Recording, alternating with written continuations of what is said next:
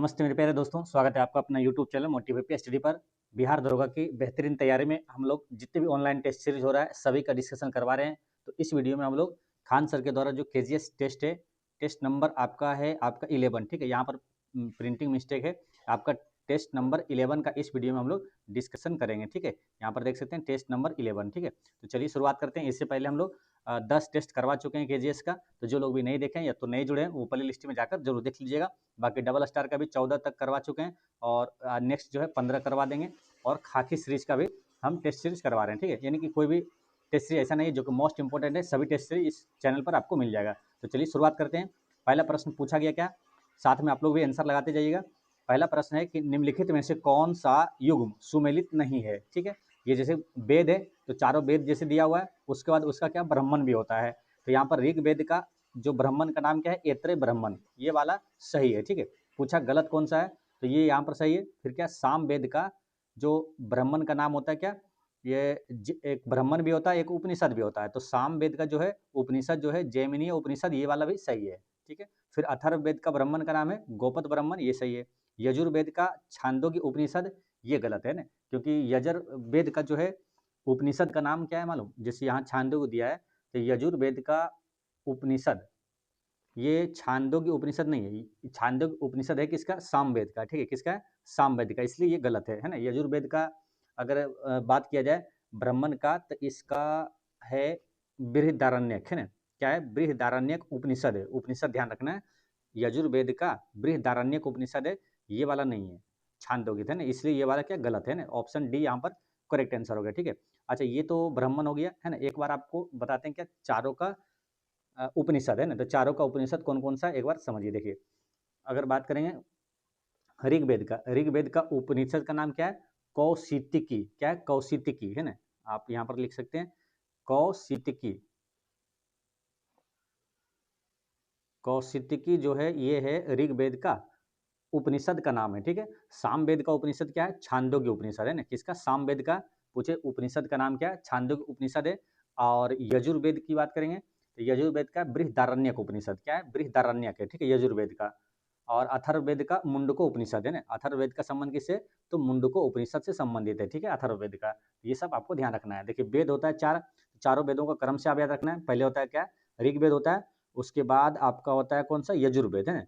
दूसरे नंबर पर आता है यजुर्वेद, तीसरे नंबर पर सामवेद और चौथे नंबर पर आता है अथर्ववेद। यानी कि सबसे प्राचीन वेद अगर आपसे पूछे तो कौन सा हो जाएगा, ऋग्वेद। और सबसे नवीनतम वेद पूछेगा तो हो जाएगा अथर्ववेद, ठीक है। ये चीज आपको ध्यान रखना है। सभी वेदों से एक एक और प्रश्न अगर रिवीजन करें तो देखिए, अगर पूछा जाता है गायत्री मंत्र का उल्लेख किस वेद, गायत्री मंत्र जो किस वेद से लिया गया है, तो ऋग्वेद से लिया गया है, ठीक है। और सीरियल से ही चलेंगे। फिर बात करेंगे यजुर्वेद, यानी कि यज्ञ का उल्लेख किस वेद में है, तो यजुर्वेद में। सामवेद का वर्णन, संगीत का वर्णन है आपका सामवेद में। और जादू टोना का वर्णन किसमें है, तो अथर्ववेद में, ठीक है। तो ये सब आपको याद रखना है। ऋग्वेद में पूछा जाता है कितने मंडल है, तो 10 मंडल है। कितने सूक्त है, तो 1028 सूक्त है। और कितने मंत्र है, यानी कि ऋचा पूछेगा कितना है, तो 10,462 है। कितना, 10,462, ये सब आपको याद रखना है। नेक्स्ट क्वेश्चन क्या है, अशोक के स्तंभ लेखों के संदर्भ में निम्नलिखित कथनों पर विचार करें। तो अशोक के स्तंभ लेख, इसमें पूछा कौन सा कथन सही है ना। तो यहाँ पर देखते हैं पहला क्या है, दिल्ली टोपरा स्तंभ और दिल्ली मेरठ स्तंभ दोनों को ही फिरोज शाह तुगलक द्वारा दिल्ली लाया गया, ये बात सही है, ठीक है। दोनों को दिल्ली लाया गया फिरोज शाह तुगलक के द्वारा। सातवां स्तंभ लेख जो दीर्घ स्तंभ लेखों में सर्वाधिक लंबा है, मूलतः सारनाथ से प्राप्त हुआ है, तो ये वाला गलत है मालूम। ये जो सातवां स्तंभ लेख है, ये वाला सारनाथ से नहीं है, बल्कि ये वाला भी है ना, जो सातवां स्तंभ लेख है, ये दिल्ली टोपरा स्तंभ पर ही अंकित है। कहाँ, दिल्ली टोपरा स्तंभ पर है ये, ठीक है। ये सारनाथ में नहीं है, यानी कि ये वाला गलत है। फिर क्या, प्रयाग स्तंभ लेख मूलतः कौशाम्बी में था और बाद में अकबर ने इसे इलाहाबाद किले में स्थापित किया, तो ये बात सही है। यानी कि 1 और 3 यहाँ पर क्या है, सही है। तो आंसर क्या हो जाएगा, 1 और 3। देखते किसमें, 1 और 3। अब ऑप्शन में तो 1 और 3 है नहीं, है ना। तो इसका आंसर क्या हो जाएगा, 2 का 1 और 3 ही आंसर लगाइएगा, ठीक है। 1 और 3 करेक्ट आंसर होगा, या तो आप यहाँ कर दीजिए 3, ठीक है। 1 और 3 इसमें सही है, ठीक है। चलिए, यहाँ पर एक चीज और बात कर देंगे, अशोक के शिलालेख किस लिपि में लिखा गया मालूम, किस लिपि में लिखा गया? देखिए ब्राह्मणी, खरोष्टी, अरमाइक और ग्रीक लिपि में लिखा गया, यानी कि सभी लिपि में लिखा गया। लेकिन अगर पूछे कि अशोक के अधिकतर शिलालेख जो है किस लिपि में है, तो ब्राह्मणी लिपि में है, यह याद रखना है, ठीक है। कौन सा? ब्राह्मणी लिपि में है। सबसे ज़्यादा इनका जो किस लिपि में लिखा गया है, तो ब्राह्मणी लिपि में लिखा गया है। अशोक के शिलालेख को सबसे पहले किसने पढ़ा था मालूम? जेम्स प्रिंसेस ने पढ़ा था ना। अशोक के शिलालेख को सबसे पहले किसने पढ़ा था? जेम्स प्रिंसेस ने पढ़ा था। कब? 1837 में पढ़ा था, ठीक है। ये सब याद रखना आपको। अशोक के कलिंग युद्ध का वर्णन किस शिलालेख में है? तो अशोक का जो कलिंग युद्ध हुआ था 261 ईसा पूर्व में हुआ था, और ये किस शिलालेख में? 13वें शिलालेख में मिलता है अशोक का कलिंग युद्ध का वर्णन। अशोक का अगर पूछा जाए कि नाम किस में मिलता है, तो मास्की और गुर्जरा अभिलेख में अशोक का नाम मिलता है, ठीक है। और अशोक की बात करें, ये किस वंश का शासक था? तो मौर्य वंश का शासक कौन था? मौर्य वंश का शासक ये अशोक हो गया। देखिए मौर्य वंश का संस्थापक कौन था? तो चंद्रगुप्त मौर्य। चंद्रगुप्त मौर्य का पुत्र था बिंदुसार, अब बिंदुसार का पुत्र था अशोक, ठीक है। अगर आपसे पूछा जाता है कि सांची का स्तूप का निर्माण किसने करवाया था, तो अशोक ने करवाया था। यहीं पर आपसे पूछा जाता है धामे का स्तूप का निर्माण किसने करवाया था, तो अशोक ने करवाया था। धामेक या तो धामेक लिखा जाता है, ठीक है। सांची का स्तूप कहाँ है? मध्य प्रदेश में।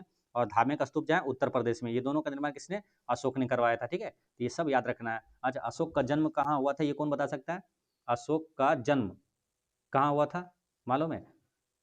देखिए अशोक का जन्म अगर पूछे कहाँ हुआ, तो पाटलिपुत्रा में हुआ था। कब हुआ था? तो 304 ईसा पूर्व में अशोक का जन्म हुआ था, ठीक है।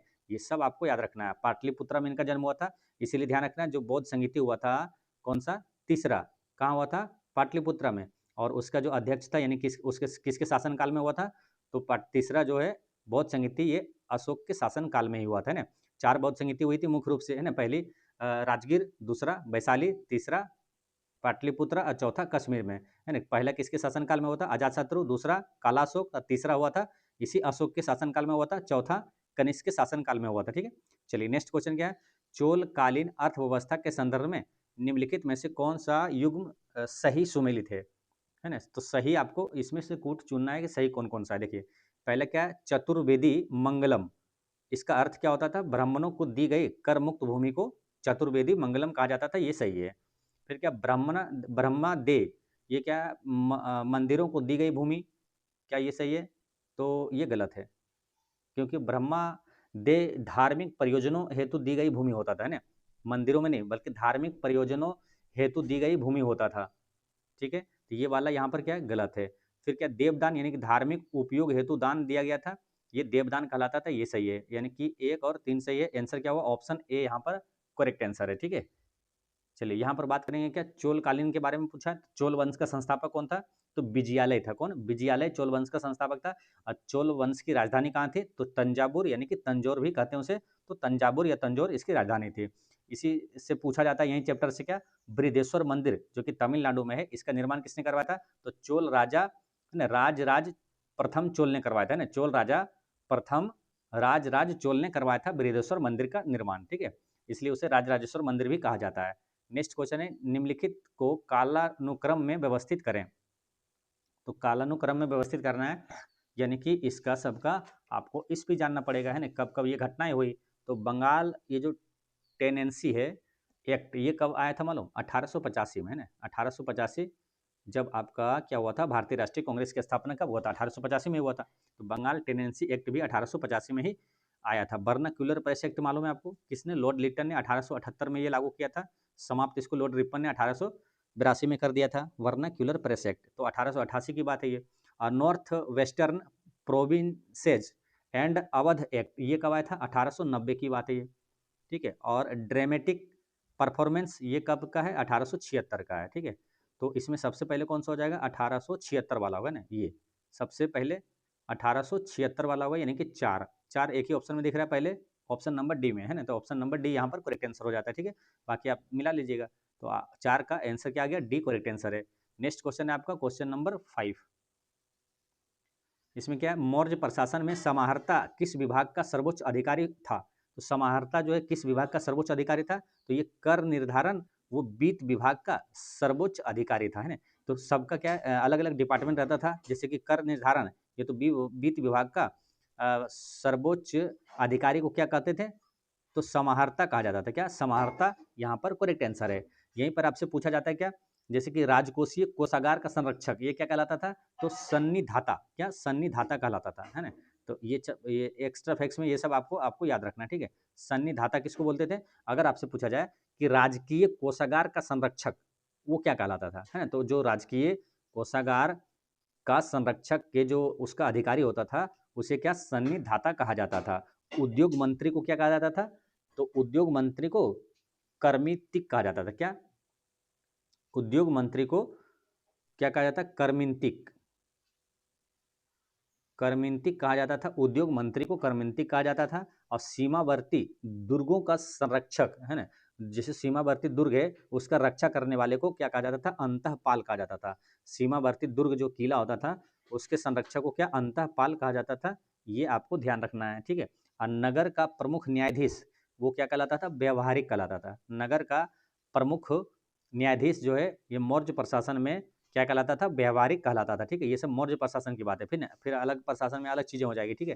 तो मौर्य प्रशासन में नगर का प्रमुख न्यायाधीश व्यवहारिक कहा जाता था, ठीक है। तो ये चीज़ ध्यान रखना है आपको। बाकी मौर्य के बारे में मालूम है, मौर्य वंश का संस्थापक कौन था? चंद्रगुप्त मौर्य। चंद्रगुप्त मौर्य का पुत्र था बिंदुसार। अब बिंदुसार का पुत्र था कौन? अशोक था, ठीक है। बिंदुसार से कंफ्यूजन नहीं होना। बिंदुसार जैसे एक और नाम है क्या? बिंबिसार। बिंबिसार क्या था? वो हर्यक वंश का संस्थापक था बिंबिसार। बिंबिसार का पुत्र था अजातशत्रु। अजातशत्रु का पुत्र था उदयन, है ना, जिसने पाटलिपुत्र की स्थापना किया था। बिंबिसार की हत्या कर दिया था उसका पुत्र अजातशत्रु। अजातशत्रु का हत्या कर दिया था उसका पुत्र उदयन, है ना। इसलिए उसे पितृहंता वंश भी कहा जाता है, ठीक है। तो वो है हर्यक वंश और ये है बिंदुसार के, अशोक के पिता है बिंदुसार, ठीक है। तो ये चीज़ आपको ध्यान रखना है। चलिए नेक्स्ट क्वेश्चन क्या है? किसने कहा था कि भारतीय विश्वविद्यालय अधिनियम राष्ट्रीय शिक्षा को पीछे की ओर ले जाने वाला अधिनियम है? किसने कहा था ये बात? तो इसका आंसर हो जाएगा गोपाल कृष्ण गोखले ने कहा था, ठीक है। गोपाल कृष्ण गोखले ने कहा था कि जो भारतीय विश्वविद्यालय अधिनियम है राष्ट्रीय शिक्षा को पीछे की ओर ले जाने वाला अधिनियम है ये, ठीक है। अब यहाँ पर बात आई क्या? ये कहा था गोपाल कृष्ण गोखले, पहले तो ये याद रखना है। अब बात आई है भारतीय विश्वविद्यालय अधिनियम, ये कब पारित हुआ था? 1904 में ये पारित हुआ था, ठीक है। 1904 में पारित हुआ था। उसमें वायसराय कौन था? तो देखिए 1904 है तो अब ईस्वी माले में 1904 है तो उसमें वायसराय था कौन? तो है ना, या 1904 की बात है तो वायसराय उस समय कौन था? देखिए 1899 से लेकर 1905 तक कौन था? लॉर्ड कर्जन था। यानी कि इसके बीच में जो भी घटनाएं होगी तो उसमें कौन होगा? लॉर्ड कर्जन होगा, ठीक है। तो 1905 इसके बीच में आ रहा है, 1904 तो यहाँ पर क्या होगा? लॉर्ड कर्जन हो गया।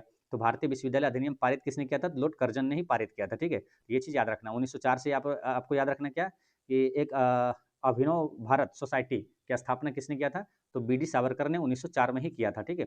ये चीज़ याद रखना है। यहीं पर आपको बंगाल विभाजन हुआ था 1905 में, तो लॉर्ड कर्जन के समय हुआ था, ठीक है। ये सब आपको याद रखना है।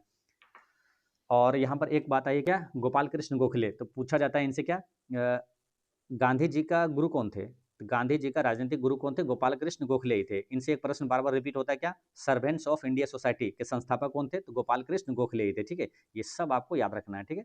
चलिए नेक्स्ट क्वेश्चन क्या है? बाकी ये सब चीज़ें तो अलग अलग बताते रहते हैं आपको। बाल गंगाधर तिलक, इसे क्या लोकमान्य कहा जाता है ना। मराठा और इनका एक पत्रिका है मराठा, और एक कौन सा है? केसरी, है ना। ये पत्रिका समाचार पत्र किनका है? तो बाल गंगाधर तिलक का है। मराठा है किसमें? अंग्रेजी भाषा में है, जबकि केसरी है मराठी भाषा में, ठीक है।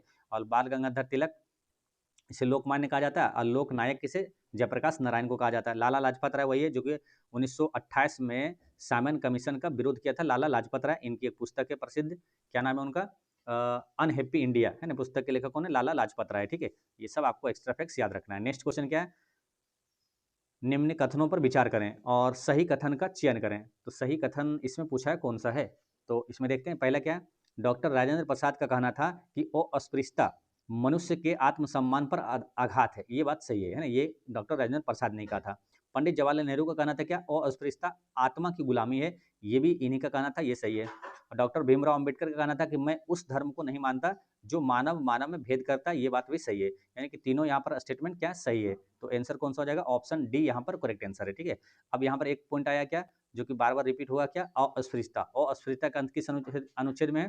तो अस्पृश्यता का अंत है अनुच्छेद 17 में, ध्यान रखना है, ठीक है। चलिए नेक्स्ट क्वेश्चन क्या है?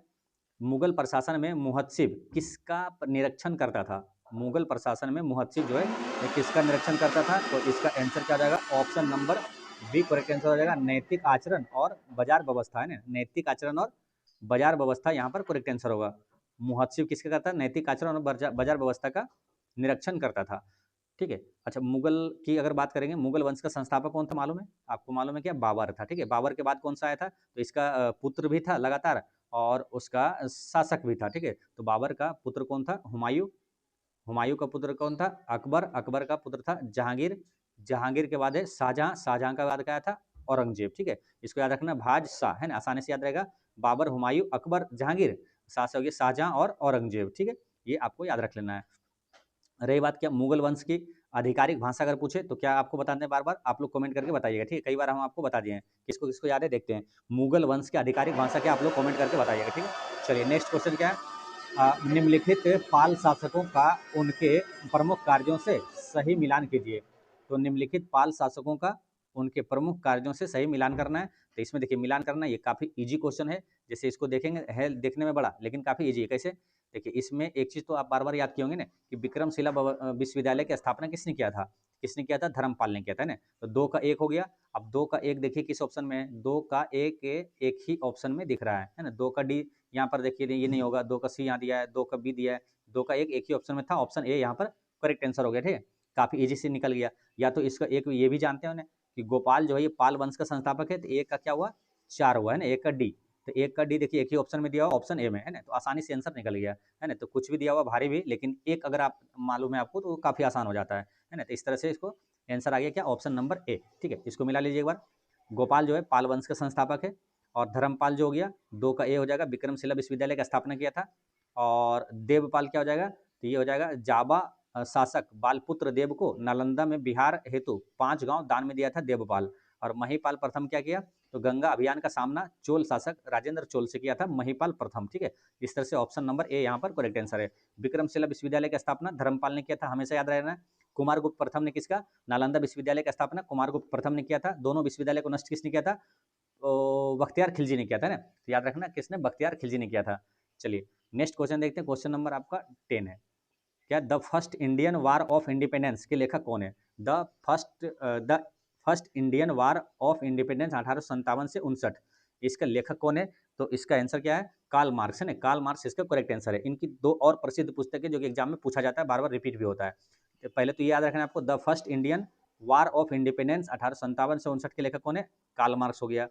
पूछा जाता है क्या आपको कम्युनिस्ट मैनिफेस्टो, है ना, द कम्युनिस्ट मैनिफेस्टो के लेखक कौन है? कार्ल मार्क्स ही है। दास कैपिटल पुस्तक के लेखक कौन है? कार्ल मार्क्स ही है, ठीक है। कार्ल मार्क्स का जन्म कहाँ हुआ था? तो जर्मनी के ट्रियर में हुआ था। कहाँ? जर्मनी का ये ट्रियर में हुआ था। कब? 1818 में हुआ था, यानी 1818 में जर्मनी इसका कार्ल मार्क्स का जन्म हुआ था, ठीक। नेक्स्ट क्वेश्चन है, अष्टप्रधान परिषद के संदर्भ में सही युग्म चुनना है आपको अष्टप्रधान के बारे में। तो इसमें देखिए है बात क्या, पंडित राव, ये धार्मिक मामलों का प्रमुख जो होता है अष्टप्रधान में, ये पंडित राव कहलाता था, ठीक है, ये बात सही है। उसके बाद क्या है, विदेश विभाग को जो है ना, विदेश मंत्री कौन होता था अष्टप्रधान में? तो उसे सुमंत कहा जाता था, ये बात सही है, विदेश मंत्री को सुमंत कहा जाता था। न्याय विभाग को चिटनीस कहा जाता था क्या? ये गलत है ना। चिटनीस जो है ना न्याय विभाग को नहीं कहा जाता है ना। तो ये न्याय विभाग का प्रधान क्या कहलाता था? न्यायाधीश ही कहलाता। अष्टप्रधान में न्याय विभाग का जो प्रमुख होता था उसे न्यायाधीश कहा जाता था ना, चिटनीस नहीं। चिटनीस कौन था मालूम? चिटनीस था पत्राचार और सरकारी लेखन, है ना, मतलब समाचार पत्र वाला काम करने वाला को चिटनीस कहा जाता था, ठीक है। तो यही वाला ये वाला क्या गलत है, ठीक है। और क्या वाक्यान्विश, वाक्यान्विश जो अभिलेख एवं दरबारी कार्य करता था, ये सही है, यानी कि 1 2 4 यहाँ पर सही है।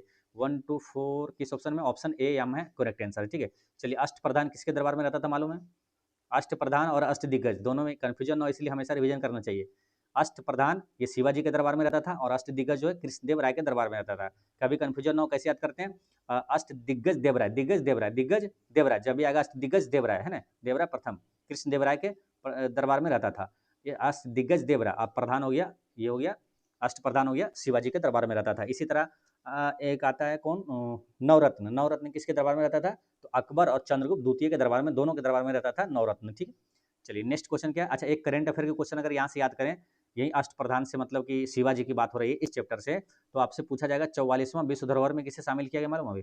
तो शिवाजी के सैन्य प्रशासन को शामिल किया गया, मराठा सैन्य प्रशासन के 44वां विश्व धरोहर में शामिल किया गया, जिसमें 12 किलो को शामिल किया गया। 11 किले जो कि है आपका महाराष्ट्र में है, और एक किला जो है जिंजी का किला, वो तमिलनाडु में है, ठीक है।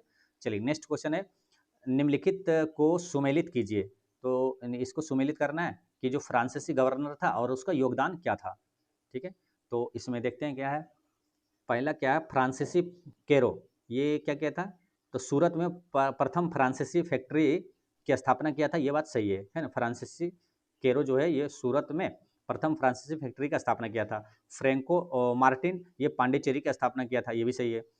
और ये क्या, फ्रांसवा डुप्ले ये फ्रांसीसी प्रभार का विस्तार किया था, ये भी इधर से सही है, यानी कि तीनों लगातार सामने सामने सही है, यानी कि 1 2 3 इसका करेक्ट आंसर हो जाएगा। ठीक है, ए का 1, बी का 2 और सी का 3। यहाँ पर ए 1 2 3 करेक्ट आंसर है, option number D. Next question क्या है, निम्नलिखित कथनों पर विचार कीजिए और कौन सा सही है। तो इसमें देखते हैं कौन सा सही है। देखिए पहला क्या है कि इसे अथर्वांग्रिस वेद भी कहा जाता है, ये बात सही है। अथर्वांग्रिस मतलब ये इसे अथर्वांग्रिस भी कहा जाता है, और क्योंकि इसकी रचना अथर्वा और अंग्रिस द्वारा किया गया था। ठीक है, इसको तीनों पढ़ेंगे तब समझ में आएगा अच्छे से। और इसमें मुख्य रूप से ब्रह्म ज्ञान, औषधि प्रयोग और जादू टोने जैसे लौकिक विषयों का वर्णन मिलता है, और इसके मंत्रों का उच्चारण करने वाला पुरोहित ब्रह्मा कहलाता है। और ये जो तीनों दिख रहा है एक जैसा दिख रहा है, जो तीनों ये जो इसमें है विशेषताएं, ये किसका है मालूम, अथर्ववेद का है ना, ये तीनों सही है। फिर क्या इसे अन्य तीनों वेदों से पहले रचा गया है, तो ये गलत है। ठीक है, तो अथर्ववेद के बारे में ये तीनों स्टेटमेंट यहाँ पर सही है। 1 2 3 करेक्ट आंसर होगा, ऑप्शन नंबर ए यहाँ पर करेक्ट आंसर है। ठीक है, 13 का ए हो गया यहाँ पर करेक्ट आंसर। देखिए अथर्ववेद का प्राचीन जो नाम क्या था, अथर्वा अंग्रिस था, ये क्या है, ये सही है। ठीक है, और यही बात आपको क्या, अथर्ववेद में जादू टोना का उल्लेख मिलता है। अथर्ववेद क्या सबसे प्राचीन वेद है ना, सबसे पहले जो रचा गया था वो ऋग्वेद था। ठीक है, चलिए नेक्स्ट क्वेश्चन क्या है, क्वेश्चन नंबर आपका 14। सौर मंडल के किस ग्रह पर ग्रेट रेड स्पॉट नामक विशाल तूफान देखा जाता है। सौर मंडल के किस ग्रह पर ग्रेट रेड स्पॉट नामक विशाल तूफान देखा जाता है, तो इसका आंसर हो जाएगा क्या, बृहस्पति है ना, बृहस्पति आपका करेक्ट आंसर है। ठीक है, अच्छा अभी यहाँ वर्तमान में अगर करंट अफेयर में पूछा जाए कि किस ग्रह के पास सबसे ज़्यादा उपग्रह है, तो वो शनि के पास है ना। याद रखना है शनि के पास पहले 146 उपग्रह था, अभी मार्च 2025 में 128 नए उपग्रह की खोज हुआ है। कितना, 128, और उसे आधिकारिक पुष्टि भी कर दिया गया है। ठीक है, तो इसलिए अब टोटल कितना हो गया, 8 4 कितना हुआ, 814, यानी कि 274 है ना। कितना उपग्रह हो गया, 274 उपग्रह हो गया। शनि के पास सबसे ज़्यादा है। बृहस्पति के पास कितना, 95 उपग्रह है, यानी सबसे ज़्यादा कितना हो जाएगा शनि के पास। ठीक है, आपसे दो टाइप का प्रश्न पूछा जाएगा, पूछेगा सबसे ज़्यादा उपग्रह किसके पास है, शनि के पास। कितना उपग्रह शनि के पास है वर्तमान में 2025 में, तो 274 है। पूछेगा मार्च 2025 में कितने नए उपग्रह की शनि की खोज की गई थी, तो 128 नए उपग्रह की खोज हुआ था, ये आपको ध्यान रखना है। चलिए पीला ग्रह इसमें किसे कहा जाता है, तो बृहस्पति को पीला ग्रह कहा जाता है। ठीक है, तो ये आपको ध्यान रखना है। सबसे बड़ा ग्रह भी कौन सा हो गया, बृहस्पति। सबसे छोटा होता है बुध। और लाल ग्रह किसे कहा जाता है, तो मंगल को लाल ग्रह कहा जाता है। नीला ग्रह किसे, पृथ्वी को कहा जाता है। ठीक है, चलिए नेक्स्ट क्वेश्चन क्या है, सूची 1 को सूची 2 से मिलाना है। इसमें पर्वत है और उसका क्या है, पर्वत का प्रकार। तो अरावली पर्वत ये कैसा है, तो अरावली पर्वत ये है अपशिष्ट पर्वत है ना। अरावली पर्वत जो है अपशिष्ट पर्वत है। और हिमालय को मालूम है, ये नवीन बलित पर्वत है, ये हिमालय है ना। बी का 4 होगा। ठीक है, अब बी का 4 दो ऑप्शन में है, और ए का 2। ए का 2 जैसे आता है, पहले उसको काट दीजिए। ए का 2 जैसे आया, तो ये वाला आंसर नहीं होगा और ये वाला आंसर नहीं होगा। ठीक है, अब देखिए क्या बोला, बी का 4। अब बी का 4 देखिए किस में, एक ही ऑप्शन में दिया, ऑप्शन ए में है ना। अब एक ही ऑप्शन बचा है यहाँ, A, option number A correct answer हो गया। ठीक है, हिमालय क्या नवीन बलित पर्वत है। सतपुड़ा पर्वत की बात करेंगे तो ये कैसा है, तो ये ब्लॉक पर्वत है सतपुड़ा पर्वत। गिरनार पर्वत कैसा है, तो ये है ज्वालामुखी पर्वत है गिरनार पर्वत। ठीक है, तो आंसर क्या हुआ, ऑप्शन ए यहाँ पर करेक्ट आंसर है। ठीक है, अच्छा ये सभी पर्वत मालूम बहुत इंपॉर्टेंट है, इससे एक एक प्रश्न और भी यहाँ पर रिविजन करते हैं। देखिए अरावली पर्वत ये क्या है, भारत की सबसे प्राचीन पर्वत पूछे तो कौन सा है, अरावली पर्वत है। अरावली पर्वत की सबसे ऊंची चोटी का नाम क्या है, तो वो है गुरु शिखर है ना। आपको याद भी करवाए थे ऐसे कि अरावली पर्वत, अरावली क्या है, सबसे प्राचीन है। तो सबसे प्राचीन जो प्राचीन होता है वो गुरु जैसा हो जाता है, ऐसे रिलेट कर लेना है। तो अरावली पर्वत की सबसे ऊंची चोटी गुरु शिखर है। फिर क्या बात करेंगे, हिमालय। हिमालय पर्वत की सबसे ऊंची चोटी क्या है, माउंट एवरेस्ट है, जो कि कहाँ है, नेपाल में स्थित है। और सतपुड़ा पर्वत, सतपुड़ा पर्वत क्या मध्य प्रदेश में मिलेगा, और इसकी सबसे ऊंची चोटी का नाम क्या है, धूपगढ़ है, जो कि पचमढ़ी हिल में स्थित है। ये सतपुड़ा पर्वत की सबसे ऊंची चोटी धूपगढ़। ठीक है, गिरनार पर्वत, गिरनार पर्वत ये कहाँ मिलेगा आपको, गुजरात में, और इसकी सबसे ऊंची चोटी का नाम क्या है, तो इसका नाम है गोरखनाथ शिखर है ना। इसकी ऊंची चोटी का नाम है गोरखनाथ शिखर। अच्छा एक चीज आपको यहाँ पर बताते हैं कि वर्ड बताते हैं आपको कि गिर जहाँ भी रहेगा गिर ने, तो आपको क्या ध्यान से दिमाग में तुरंत आना चाहिए क्या, कहाँ पर है ये, गुजरात में हो जाएगा, ठीक है। गिर वाला जो भी आएगा गुजरात में होगा, ये ज़्यादातर आप देख सकते हैं, ध्यान रखना है, ठीक है। तो गिर, जैसे गिर राष्ट्रीय उद्यान गुजरात में, ठीक है। गिरनार पर्वत पूछे तो गुजरात में, ठीक है। और जो भी गिर से आएगा तो ध्यान रखना गुजरात में रहेगा, ठीक है। चलिए नेक्स्ट क्वेश्चन क्या, वर्टिसोल शब्द भारत में किस मिट्टी के लिए प्रयुक्त होता है? वर्टिसोल शब्द, तो ये किस मिट्टी के लिए, तो काली मिट्टी के लिए प्रयुक्त होता है, ठीक है। काली मिट्टी को और क्या क्या नाम बोला जाता है, देखिए काली मिट्टी को क्या रेगुर मिट्टी भी कहा जाता है, ठीक है। और इसे काली कपासी मिट्टी भी कहा जाता है। तो पूछेगा रेगुर मिट्टी किसे कहा जाता है, काली मिट्टी को ही कहा जाता है, ठीक है, ध्यान रखना है। अच्छा, मिट्टी से कई क्वेश्चन पूछा जाता है, ध्यान रखना है। मिट्टी के बारे में आपको बार बार रिवीजन करवाते हैं।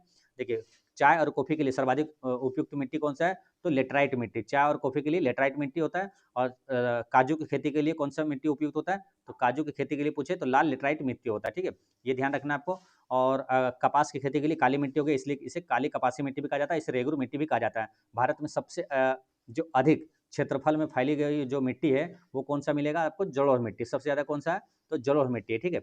जलोढ़ मिट्टी में आपको पूछा जाता है क्या, सबसे अधिक उपजाऊ मिट्टी कौन सा है, तो वो भी जलोढ़ मिट्टी ही आंसर होगा, ठीक है। जलोढ़ मिट्टी दो प्रकार के होता है, एक होता है नई जलोढ़ मिट्टी, एक पुरानी जलोढ़ मिट्टी। तो नई जलोढ़ मिट्टी को खादर बोलते हैं और पुरानी जलोढ़ मिट्टी को क्या, बांगर बोला जाता है, ठीक है। तो ये सब आपको ध्यान रखना है। और खादर यानी कि आपको ऐसे याद करवाते हैं, नई यानी कि जहाँ पानी हमेशा आता है तो मिट्टी खोद के लिए चला जाता है, ये खादर हो गया।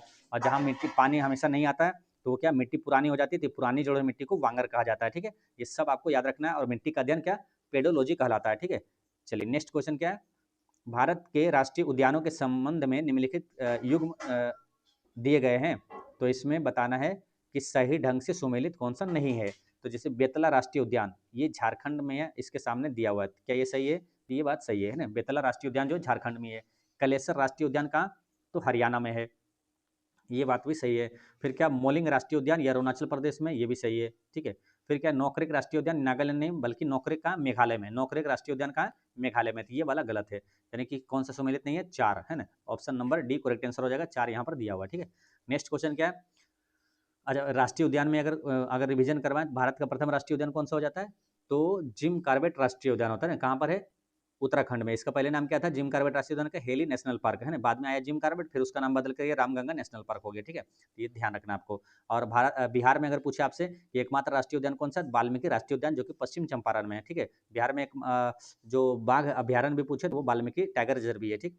नेक्स्ट क्वेश्चन क्या है, निम्नलिखित में से कौन सी नदी रेखा कर्क रेखा को 2 बार काटती है, तो देखिए यहाँ क्या है, ग्लोब, ग्लोब में क्या है, बीच में क्या होता है 0 डिग्री अक्षांश पर क्या होता है, भूमध्य रेखा, ऊपर 23.5 डिग्री ऊपर हो गया, मतलब क्या होता है 23.5 डिग्री ऊपर हो गया कर्क रेखा, और नीचे क्या हो गया, मकर रेखा। तो पूछा कर्क रेखा को 2 बार कौन सी नदी काटती है, तो आंसर क्या हो जाएगा, कर्क रेखा को 2 बार काटती है माही नदी, ठीक है, आंसर क्या लगाएंगे, माही नदी। भूमध्य रेखा को 2 बार कौन काटेगी, तो वो काटता है कांगो नदी, है ना, भूमध्य रेखा को 2 बार काटती है कांगो नदी, ये याद रखना है। मकर रेखा को 2 बार कौन काटती है, तो लिम्पोपो नदी, ठीक है, कौन है, लिम्पोपो नदी, ठीक है, तो याद रखना है ना, लिम्पोपो।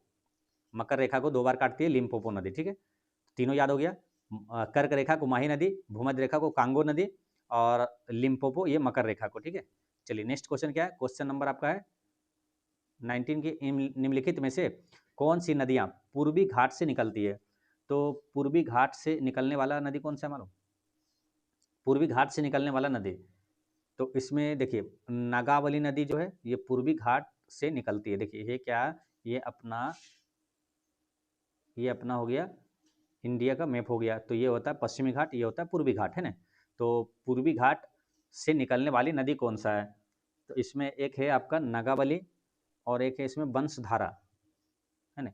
ये 1 और 3 ये जो क्या पूर्वी घाट से निकलती है, ठीक है। तो 1 और 3 आंसर होगा इसका, option number B correct answer है, ठीक है।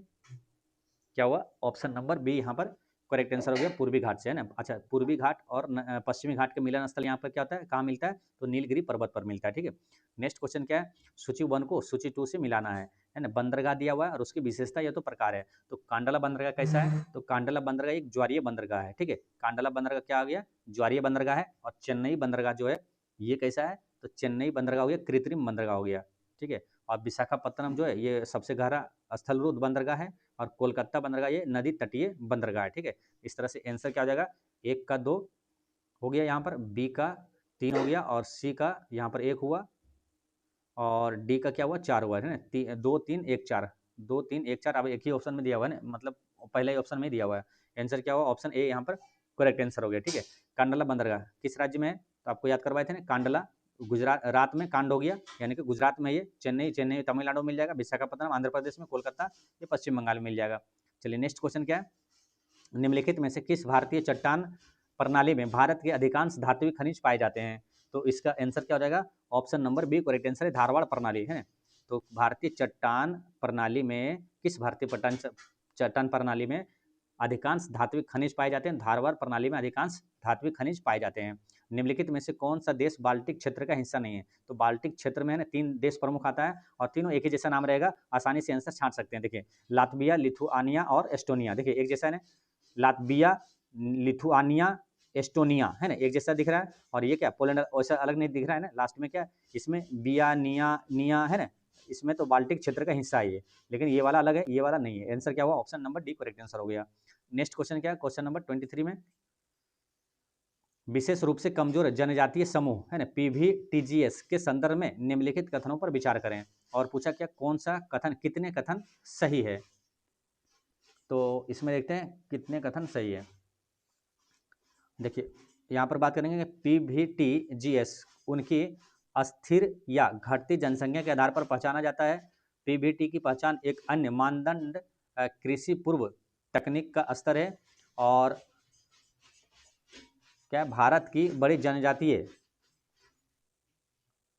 समूह गोंड है, जबकि भील जो है दूसरा है स्थान पर। तो इसमें बताना है कि कितने कथन सही है।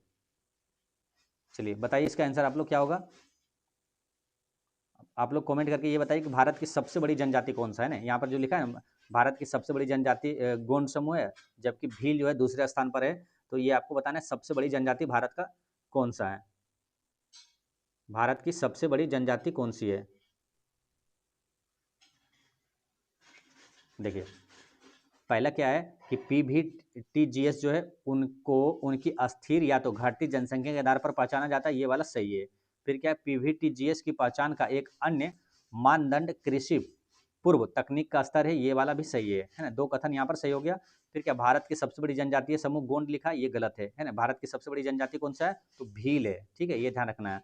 जबकि दूसरे स्थान पर कौन है? गोंड है, ठीक है, ये यहाँ पर उल्टा लिख दिया है, इसलिए ध्यान रखना है, ये वाला स्टेटमेंट गलत है। तो याद रखना ये मोस्ट इंपोर्टेंट क्वेश्चन है। भारत की सबसे बड़ी जनजाति क्या हो जाएगा? भील, ठीक है, और दूसरी बड़ी जनजाति कौन सा होगा? तो गोंड होगा, ठीक है। तो ये ध्यान रखना है, यानी कि 2 कथन सही है, एक और दो कथन सही है। पूछा कितने कथन सही है? तो 2 कथन सही है, ऑप्शन नंबर बी यहाँ पर करेक्ट आंसर है। नेक्स्ट क्वेश्चन क्या है? बायो रेमेडिएशन क्या है? तो बायो रेमेडिएशन ये क्या है? तो इसमें देखिए ये सूक्ष्म जीवों का उपयोग करके प्रदूषकों को हटाना या बेअसर करना, ये बायो रेमेडिएशन कहलाता है, ठीक है। नेक्स्ट क्वेश्चन क्या है? निम्नलिखित में से कौन सी महासागरीय धाराएं ठंडी धाराएं हैं? तो ठंडी धाराएं इसमें कौन कौन सा है? तो देखिए इसमें देखेंगे पेरू, जो ये क्या है, एक ठंडी धारा है ना, पेरू क्या है, धारा जो है ये ठंडी धारा है। और इसमें बेंगुएला जो है ये ठंडी धारा है, ठीक है। 1 और 3 यहाँ पर सही होगा। 1 और 3 किस ऑप्शन में दिया? ऑप्शन यहाँ पर बी करेक्ट आंसर है, ठीक है। तो ध्यान रखना है पेरू ये ठंडी है और बेंगुएला ठंडी है, जबकि क्यूरिसियो धारा और फ्लोरिडा धारा ये क्या, गर्म धारा है, ठीक है, ये गर्म धारा है। नेक्स्ट क्या है? निम्नलिखित कथनों पर विचार करें और कथन, कौन सा कथन सत्य है? तो पहले क्या है कि ऐसे 29 विषय जो पहले राज्य सूची के अंतर्गत थे, इसको पहचान कर संविधान की 11वीं अनुसूची में दर्ज कर लिया गया है, उन्हें पंचायती राज संस्थाओं को हस्तांतरित किया जाना है, ठीक है, ये बात सही है, ठीक है। 11वीं अनुसूची में कितना? 29 विषय है, 12वीं अनुसूची में कितना? 18 विषय है, तो ये सही है। फिर बात करेंगे कि प्रत्येक राज्य सरकार के लिए अनिवार्य है कि वे उन 29 विषयों को पंचायती राज संस्थाओं को हस्तांतरित करें, ये गलत है, ठीक है। तो यहाँ पर केवल एक सही है, आंसर क्या हुआ? ऑप्शन ए यहाँ पर करेक्ट आंसर है। ये 11वीं अनुसूची आया, बहुत महत्वपूर्ण है ना। आपको बताया 12 अनुसूची है, 12 अनुसूची में लास्ट का 2 अनुसूची है वो 11वीं और 12वीं है। 11वीं में क्या है? पंचायती राज, और जो 12वीं में क्या है? नगर पालिका है, ठीक है, ये चीज ध्यान रखना है। 73वां संविधान संशोधन के द्वारा आपको पंचायती राज व्यवस्था को संवैधानिक दर्जा दिया गया, 73वां और 74वां संविधान संशोधन के द्वारा नगर पालिका को संवैधानिक दर्जा दिया गया था, ठीक है, ये आपको बार बार हम बताते रहते हैं। चलिए नेक्स्ट क्वेश्चन क्या है? 27, कथन एवं कारक पर विचार कीजिए और उपयुक्त विकल्पों के आधार पर उत्तर इसको देना है आपको, ठीक है। तो मूल अधिकारों के विपरीत होने पर सर्वोच्च न्यायालय किसी कानून को निरस्त कर सकता है, ये बात सही है ना, पहला स्टेटमेंट जो है ये सही है। फिर क्या भारत के संविधान में न्यायिक पुनर्वावलोकन शब्द का प्रयोग किया गया है, तो संविधान में न्यायिक पुनर्वावलोकन शब्द का प्रयोग नहीं किया गया है ना। तो यहाँ पर क्या होगा आंसर, ए तो सही है लेकिन आर गलत है ना। ए सही है, आर गलत है, यहाँ ऑप्शन सी करेक्ट आंसर हो जाएगा। ठीक है, अच्छा अगर पूछा जाए आपको कि मूल अधिकारों के विपरीत होने पर सर्वोच्च न्यायालय जो कानून को निरस्त कर देता है, ये किस अनुच्छेद में कहा गया है? तो देखिए अनुच्छेद 13 में कहा गया है ना। अनुच्छेद 13 यह घोषणा करता है कि कोई भी कानून जो मूल अधिकारों के विपरीत है वो शून्य माना जाएगा। ठीक है, नेक्स्ट क्वेश्चन आपका 28 में, भारत के सर्वोच्च न्यायालय के संबंध में निम्नलिखित कथन में से कौन सा कथन असत्य है? सर्वोच्च न्यायालय के बारे में कौन सा कथन असत्य है? पहला क्या है, सर्वोच्च न्यायालय के फैसले भारत के सभी अदालतों को मानना पड़ता है, ये बात सही है। फिर क्या है, सर्वोच्च न्यायालय उच्च न्यायालय के न्यायाधीशों का तबादला नहीं कर सकता, ये बात गलत है ना। सर्वोच्च न्यायालय के जो है उच्च न्यायालय के न्यायाधीशों का तबादला कर सकता है ना। फिर क्या है, सर्वोच्च न्यायालय किसी अदालत से मुकदमा अपने पास मंगवा सकता है, ये बात सही है। सर्वोच्च न्यायालय संविधान की अंतिम व्याख्या करता है, ये भी सही है। यानी कि यहाँ बी गलत है ना, बी यहाँ पर करेक्ट आंसर है। नेक्स्ट क्या, उपराष्ट्रपति जो है उसके पद से हटाने का प्रस्ताव कहाँ पेश किया जा सकता है? तो ये प्रस्ताव जो है ये केवल राज्यसभा में है ना। कहाँ, option number A correct answer है, केवल राज्यसभा में पेश किया जाता है। उपराष्ट्रपति अपना त्याग पत्र किसे देता है? तो राष्ट्रपति को। राष्ट्रपति अपना त्याग पत्र उपराष्ट्रपति को देता है। राष्ट्रपति और उपराष्ट्रपति दोनों का बनने के लिए न्यूनतम आयु कितना होता है? 35 वर्ष होता है। ठीक है, कार्यकाल कितना? तो 5 वर्ष होता है। ठीक है, और उपराष्ट्रपति अभी हाल फिलहाल में जो उपराष्ट्रपति का चुनाव हुआ था, तो करंट से रिलेटेड क्वेश्चन पूछा जाएगा, ध्यान रखना है। तो एनडीए के तरफ से उम्मीदवार कौन थे और कांग्रेस के उम्मीदवार कौन थे? तो कांग्रेस के तरफ से कौन थे? तो उसमें था कौन? सुदर्शन रेड्डी था। कौन था? सुदर्शन रेड्डी। और मतलब कि कांग्रेस की तरफ से ना, कांग्रेस की तरफ से था सुदर्शन रेड्डी। और एनडीए की तरफ से कौन था? तो सीपी राधाकृष्णन, जो कि अभी वर्तमान में उपराष्ट्रपति है। ठीक है, और इनसे अभी सीपी राधाकृष्णन उपराष्ट्रपति है। इससे पहले कौन जो तो कि त्याग पत्र दे दिए थे? तो वो थे जगदीप धनखड़। ठीक है, ये सब याद रखना है। उपराष्ट्रपति जो होता है राज्यसभा का पदेन सभापति होता है, ये ध्यान रखना है ना। राज्यसभा का पदेन सभापति होता है उपराष्ट्रपति, जो कि वर्तमान में भी कौन है? सीपी राधाकृष्णन है। नेक्स्ट क्वेश्चन क्या, मंत्री परिषद के आकार की अधिकतम सीमा को निर्धारित करने वाला 51वां संविधान संशोधन अधिनियम ये कब पारित हुआ था? मतलब मंत्रिपरिषद के आकार, यानी कि ये कब पारित हुआ था? तो 51वां संविधान संशोधन जो है ये पारित हुआ था 2003 में, है ना। आंसर क्या होगा? 30 का यहाँ पर डी करेक्ट, 30 का सी है, सी में 2003 दिया हुआ है, तो सी यहाँ पर करेक्ट आंसर हो गया। ठीक है, तो ये चीज़ आपको ध्यान रखना है। अच्छा, यहाँ पर क्या है एक चीज़ कि मंत्रिपरिषद का जो है 51वां संविधान संशोधन 2003 के अनुसार कितना मंत्री रह सकता है? तो 15% है ना। जितना भी लोकसभा सदस्यों का कितना 15% से अधिक जो है मंत्रिपरिषद उसका नहीं रह सकता है ना। ठीक है, जितना जैसे उसमें जीता है। ठीक है, तो उसमें जैसे कि एनडीए को जितना सीट मिला है उससे 15% से अधिक नहीं रह सकता है। ठीक है, ये ध्यान रखना है। यानी कि सदस्यों का 15% से अधिक मंत्री उसमें नहीं रह सकता, मंत्रिमंडल का सदस्यों का 15% से अधिक नहीं रह सकता है। ठीक है, ये ध्यान रखना है।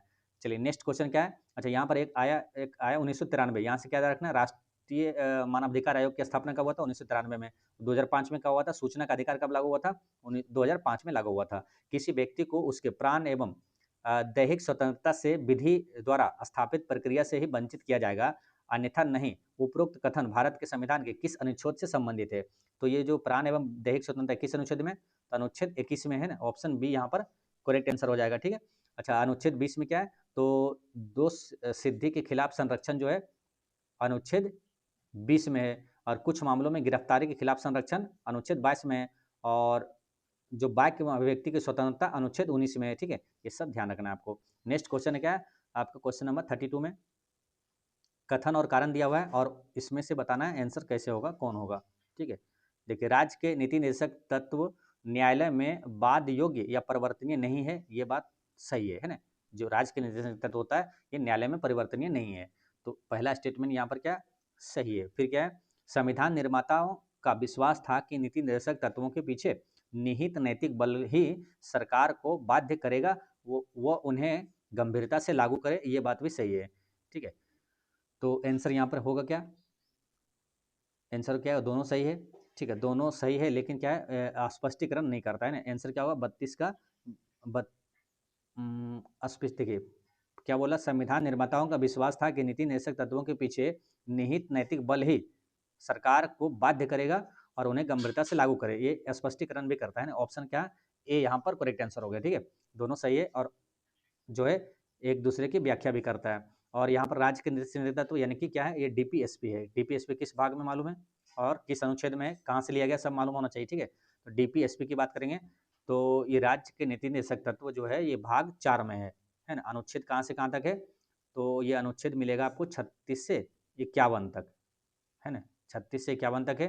और ये कहाँ से लिया गया, आयरलैंड के संविधान से लिया गया है। अब यहीं पर एक है जो कि कन्फ्यूजन होता है, किसमें, मूल कर्तव्य। मूल कर्तव्य किसमें, तो मूल कर्तव्य यहीं पर देखिए 4 के ए में आ जाएगा ना, 4 का को में मूल कर्तव्य कहाँ है, 4 का को में है और अनुच्छेद 51 के को में है ना। यहाँ से ठीक आगे इसको बढ़ेंगे, 51 का को में मूल कर्तव्य कहाँ से लिया गया, रूस के संविधान से लिया गया, ठीक है। चलिए नेक्स्ट क्वेश्चन क्या है, निम्नलिखित कथनों पर विचार करें और कौन सा कथन सत्य है। तो राजनीतिक समानता न्यायपूर्ण और समाजवादी समाज के गठन के लिए निश्चित रूप से महत्वपूर्ण घटक है, ठीक है। ये बात सही है ना, कि राजनीतिक समानता जो है न्यायपूर्ण और समाजवादी समाज के गठन के लिए निश्चित रूप से महत्वपूर्ण घटक है।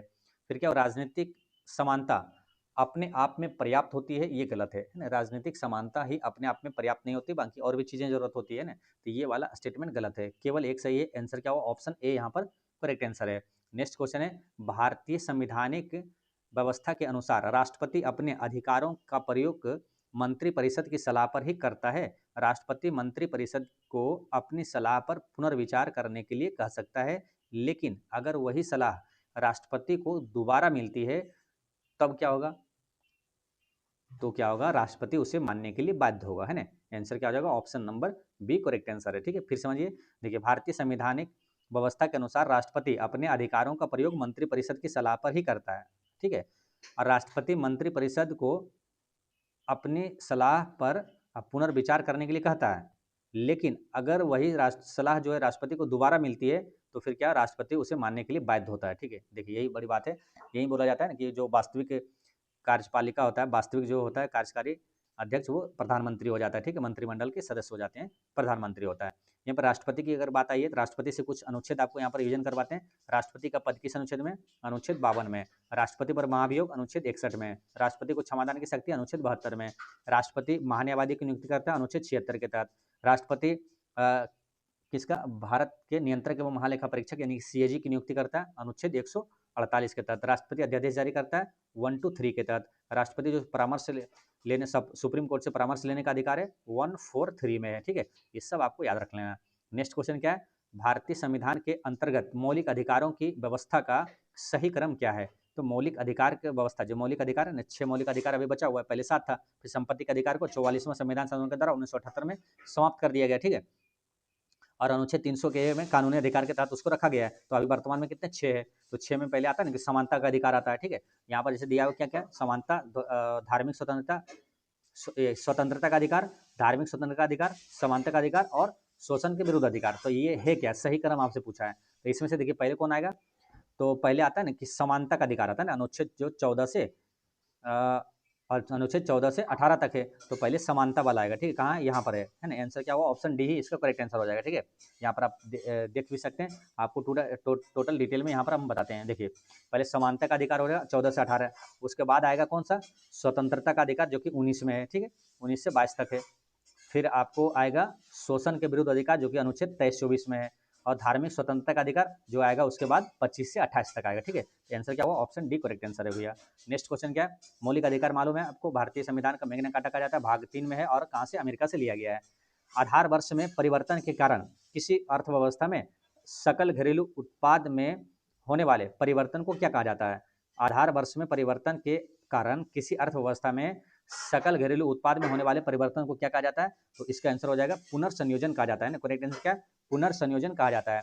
विश्व व्यापार संगठन यानी कि WTO के संदर्भ में नीला बॉक्स सब्सिडी किससे संबंधित है। मोस्ट इंपोर्टेंट प्रश्न है, ये ऐसे प्रश्न पूछे जाते हैं एग्जाम में, ध्यान रखना। नीला बॉक्स, ग्रीन बॉक्स याद रखना है। विश्व व्यापार संगठन के संदर्भ में नीला बॉक्स सब्सिडी ये किससे संबंधित है, तो ये हो जाएगा नीला बॉक्स उत्पादन को सीमित करने वाला प्रत्यक्ष भुगतान सब्सिडी संबंधित है ना। ऑप्शन सी यहाँ पर करेक्ट आंसर है कि उत्पादन को सीमित करने वाली प्रत्यक्ष भुगतान सब्सिडी ये नीला बॉक्स कहलाया। ग्रीन बॉक्स में क्या आता है, तो सामाजिक, ग्रीन बॉक्स में आता है व्यापार को न्यूनतम विकृत करने वाली सब्सिडी। व्यापार को न्यूनतम विकृत करने वाली सब्सिडी जैसे कि अनुसंधान, पर्यावरण संरक्षण, ग्रामीण विकास, ठीक ठीक है। ये सब आता है किसमें, ग्रीन बॉक्स में। कहने का मतलब क्या, व्यापार को न्यूनतम बिक्री यानी कि न्यूनतम कम से कम उसको क्षति पहुंचाने वाला वो सब्सिडी, जैसे कि अनुसंधान, पर्यावरण संरक्षण और ग्रामीण विकास, ये सब ग्रीन बॉक्स में आता है, ठीक है।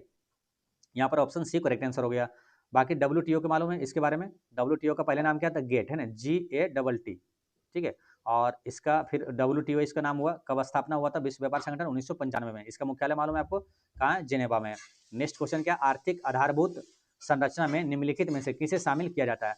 आर्थिक आधारभूत संरचना है ना, देखिए अलग अलग चीजें होती है। आर्थिक आधारभूत संरचना हो गया, फिर क्या होता है, सामाजिक आधारभूत संरचना हो जाता है।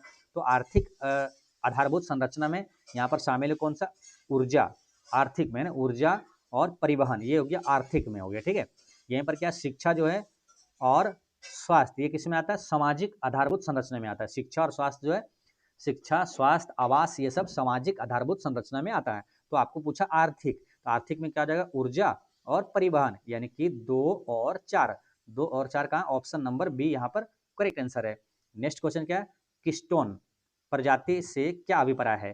तो किस्टोन प्रजाति से क्या अभिप्राय है कि ऐसी प्रजातियां जिनकी उपस्थिति या तो अनुपस्थिति पारिस्थितिकी तंत्र की संरचना को नाटकीय रूप से प्रभावित करती है। किस्टोन प्रजाति का मतलब क्या है, ऐसी प्रजातियां जिनकी उपस्थिति या तो अनुपस्थिति पारिस्थितिकी तंत्र की संरचना को नाटकीय रूप से प्रभावित करता है। Correct answer option number C हो गया, ठीक है। तो ये आपको याद रखना है, ठीक है। पारिस्थितिकी तंत्र का संरचना संरचना को क्या है, नाटकीय रूप से प्रभावित करता है, ठीक है। चलिए नेक्स्ट क्वेश्चन यहाँ पर देखते हैं, निम्नलिखित में से कौन सा घटक विदेशी मुद्रा भंडार में शामिल होता है, शामिल नहीं होता, विदेशी मुद्रा भंडार में शामिल नहीं है। तो इसमें देखेंगे, देखिए विदेशी मुद्रा भंडार में शामिल है, देखिए इसमें विदेशी मुद्रा परिसंपत्तियां ये शामिल होता है, स्वर्ण भंडार शामिल होता है और SDR जो होता है शामिल होता है ना, स्पेशल ड्राइंग राइट्स जो ये शामिल होता है। ये RBI द्वारा जारी सरकारी बॉन्ड ये शामिल नहीं होता है विदेशी मुद्रा भंडार में, यानी ऑप्शन यहाँ पर सी करेक्ट आंसर हो गया, ठीक है।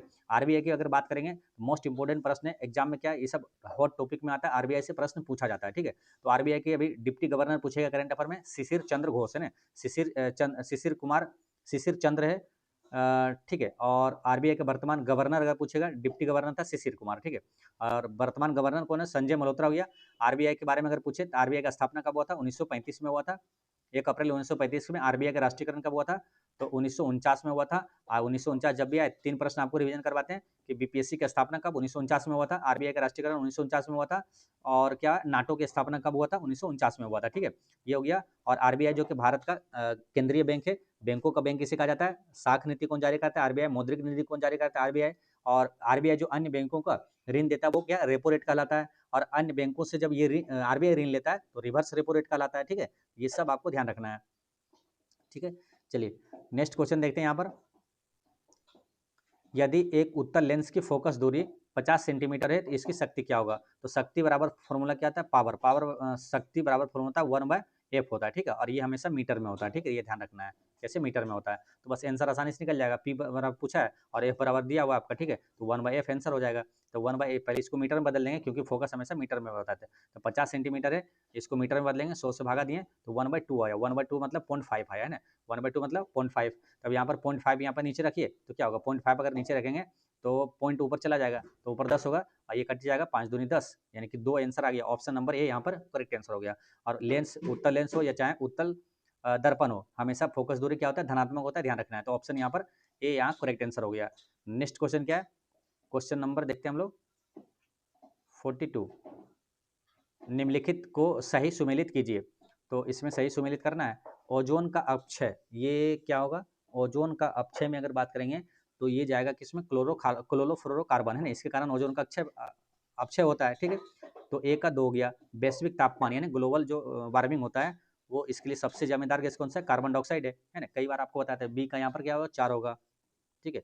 अब बी का 4 जैसे हुआ, बी का 4 है ना, कई ऑप्शन में दिया हुआ है, ठीक है, बी का 4। और अच्छा 1 का 2 भी कई ऑप्शन में दिया हुआ है। तो कोयला एवं डीजल का दहन ये किस में हो जाएगा, ये हो जाएगा सल्फर डाइऑक्साइड। कोयला और डीजल का दहन ये हो जाएगा सल्फर डाइऑक्साइड है ना, सी का 1 होगा। उसके बाद है अम्ल वर्षा, अम्ल वर्षा मालूम है सल्फर और नाइट्रोजन के ऑक्साइड होता है, डी का 3 हुआ, ठीक है। तो इसका आंसर अगर देखिएगा तो आंसर आएगा option number D correct answer होगा, ठीक है। ऑप्शन नंबर डी यहाँ पर करेक्ट आंसर हो जाएगा।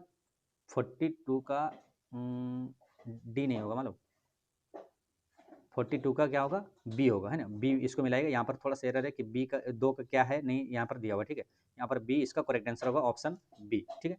चलिए नेक्स्ट क्वेश्चन क्या है। अच्छा, ओजोन से रिलेटेड आपको कुछ चीजें याद करवाते हैं जो कि एग्जाम में पूछा जाता है। ओजोन का फॉर्मूला क्या होता है मालूम, O3 होता है, ठीक है। ऑक्सीजन क्या होता है, O2, लेकिन ओजोन जो होता है O3 होता है, ठीक है, ध्यान रखना। पूछेगा ओजोन में कितने ऑक्सीजन के अणु होते हैं, 3 होता है, ठीक है। और ओजोन संरक्षण दिवस कब मनाया जाता है, 16 सितंबर को मनाया जाता है। और मॉन्ट्रियल प्रोटोकॉल का संबंध पूछे किससे, तो ओजोन संरक्षण से। ओजोन परत किस में पाई जाती है, समताप मंडल में पाया जाता है, ठीक है।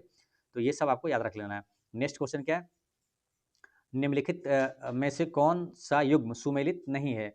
तो ये मानव रोग है और रोग कारक सूक्ष्मजीवी है। जैसे क्या मलेरिया प्रोटोजोआ के कारण होता है, क्या ये होता है, ये सही है ना। हेपेटाइटिस ए जो है वायरस के कारण होता है, ये सही है। टाइफाइड जो है जीवाणु के कारण होता है, ये सही है।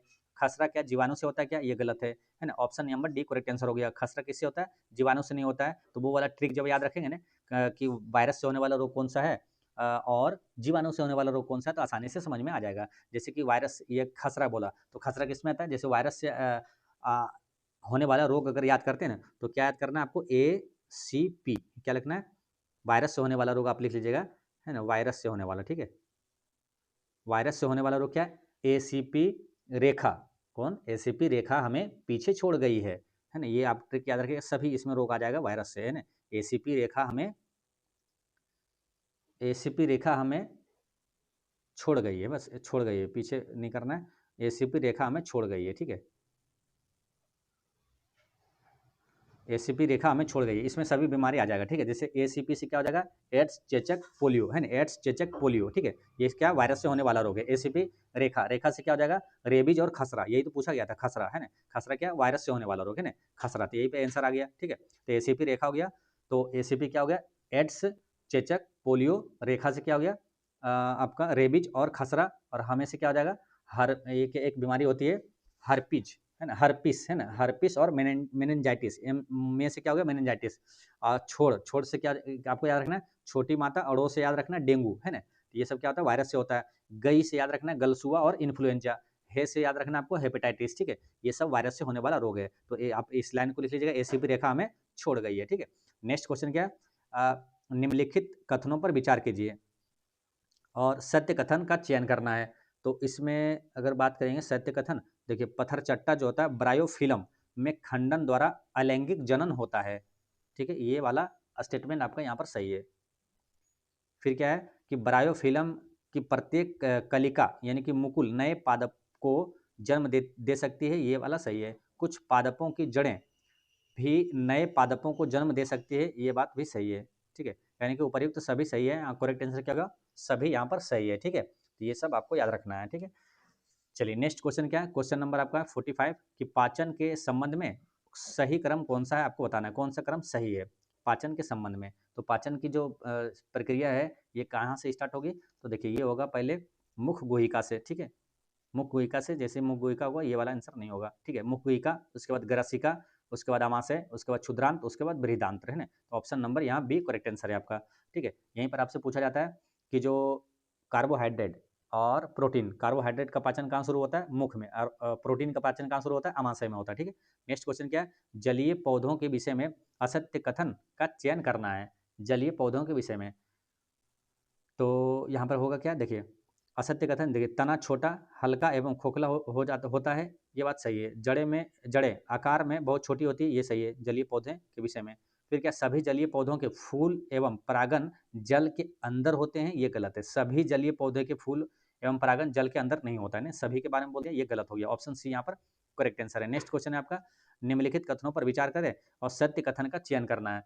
तो यहाँ पर देखते हैं सत्य कथन कौन सा है, देखिए उपास्थि के कारण शरीर के किसी भी भाग को मोड़ा अथवा घुमाया जा सकता है, ये गलत है। उपास्थि के कारण नहीं, बल्कि एक होता है ज्वाइंट, है ना, जिसको बोलते हैं संधि। तो संधि जो ज्वाइंट होता है ना हड्डियों में, तो ज्वाइंट के कारण यानी किसी भी भाग को मोड़ा जा सकता है, ठीक है। उपास्थि नहीं, उपास्थि अलग चीज है, ज्वाइंट अलग होता है ना। मोड़ने के लिए क्या जरूरत होता है, ज्वाइंट यानी कि संधि बोला जाता है। फिर क्या, शरीर में जहां पर दो हड्डियां एक दूसरे से जुड़ती है उसे उपास्थि कहा जाता है। उपास्थि नहीं बल्कि ज्वाइंट कहा जाता है, क्या, संधि, है ना। संधि या तो ज्वाइंट इसको इंग्लिश में बोलेंगे तो संधि कहा जाता है, ठीक है। ये नहीं, दोनों गलत है। पूछा था सही कौन सा है, तो ना तो एक ना ही दो, आंसर क्या होगा, ऑप्शन डी करेक्ट आंसर हो जाता है, ठीक है। अच्छा, हड्डियों को हड्डियों से जोड़ने वाला उत्तक क्या कहलाता मालूम, हड्डियों को हड्डियों से जोड़ने वाला ऊतक, एक होता है मांसपेशी को हड्डी से जोड़ने वाला ऊतक। तो मांसपेशी को हड्डी से जोड़ने वाला ऊतक क्या कहलाएगा? टेंडन। क्या कहलाएगा? टेंडन, ठीक है। और हड्डी को हड्डी से जोड़ने वाला वो क्या कहलाता है? लिगामेंट कहलाता है, ठीक है। ये सब आपको याद रखना है, लिगामेंट। नेक्स्ट क्वेश्चन क्या है? निम्न कथनों पर विचार करें, असत्य कथन आपको बताना है। तो मंड यानी कि स्टोर्च होता है का पाचन मुख में ही आरंभ हो जाता है, ये बात सही है ना। मंड यानी स्टोर्च यानी कि कार्बोहाइड्रेट, इसका पाचन मुख में ही हो जाता है। अब प्रोटीन का पाचन आमाशय में आरंभ होता है, ये बात भी सही है।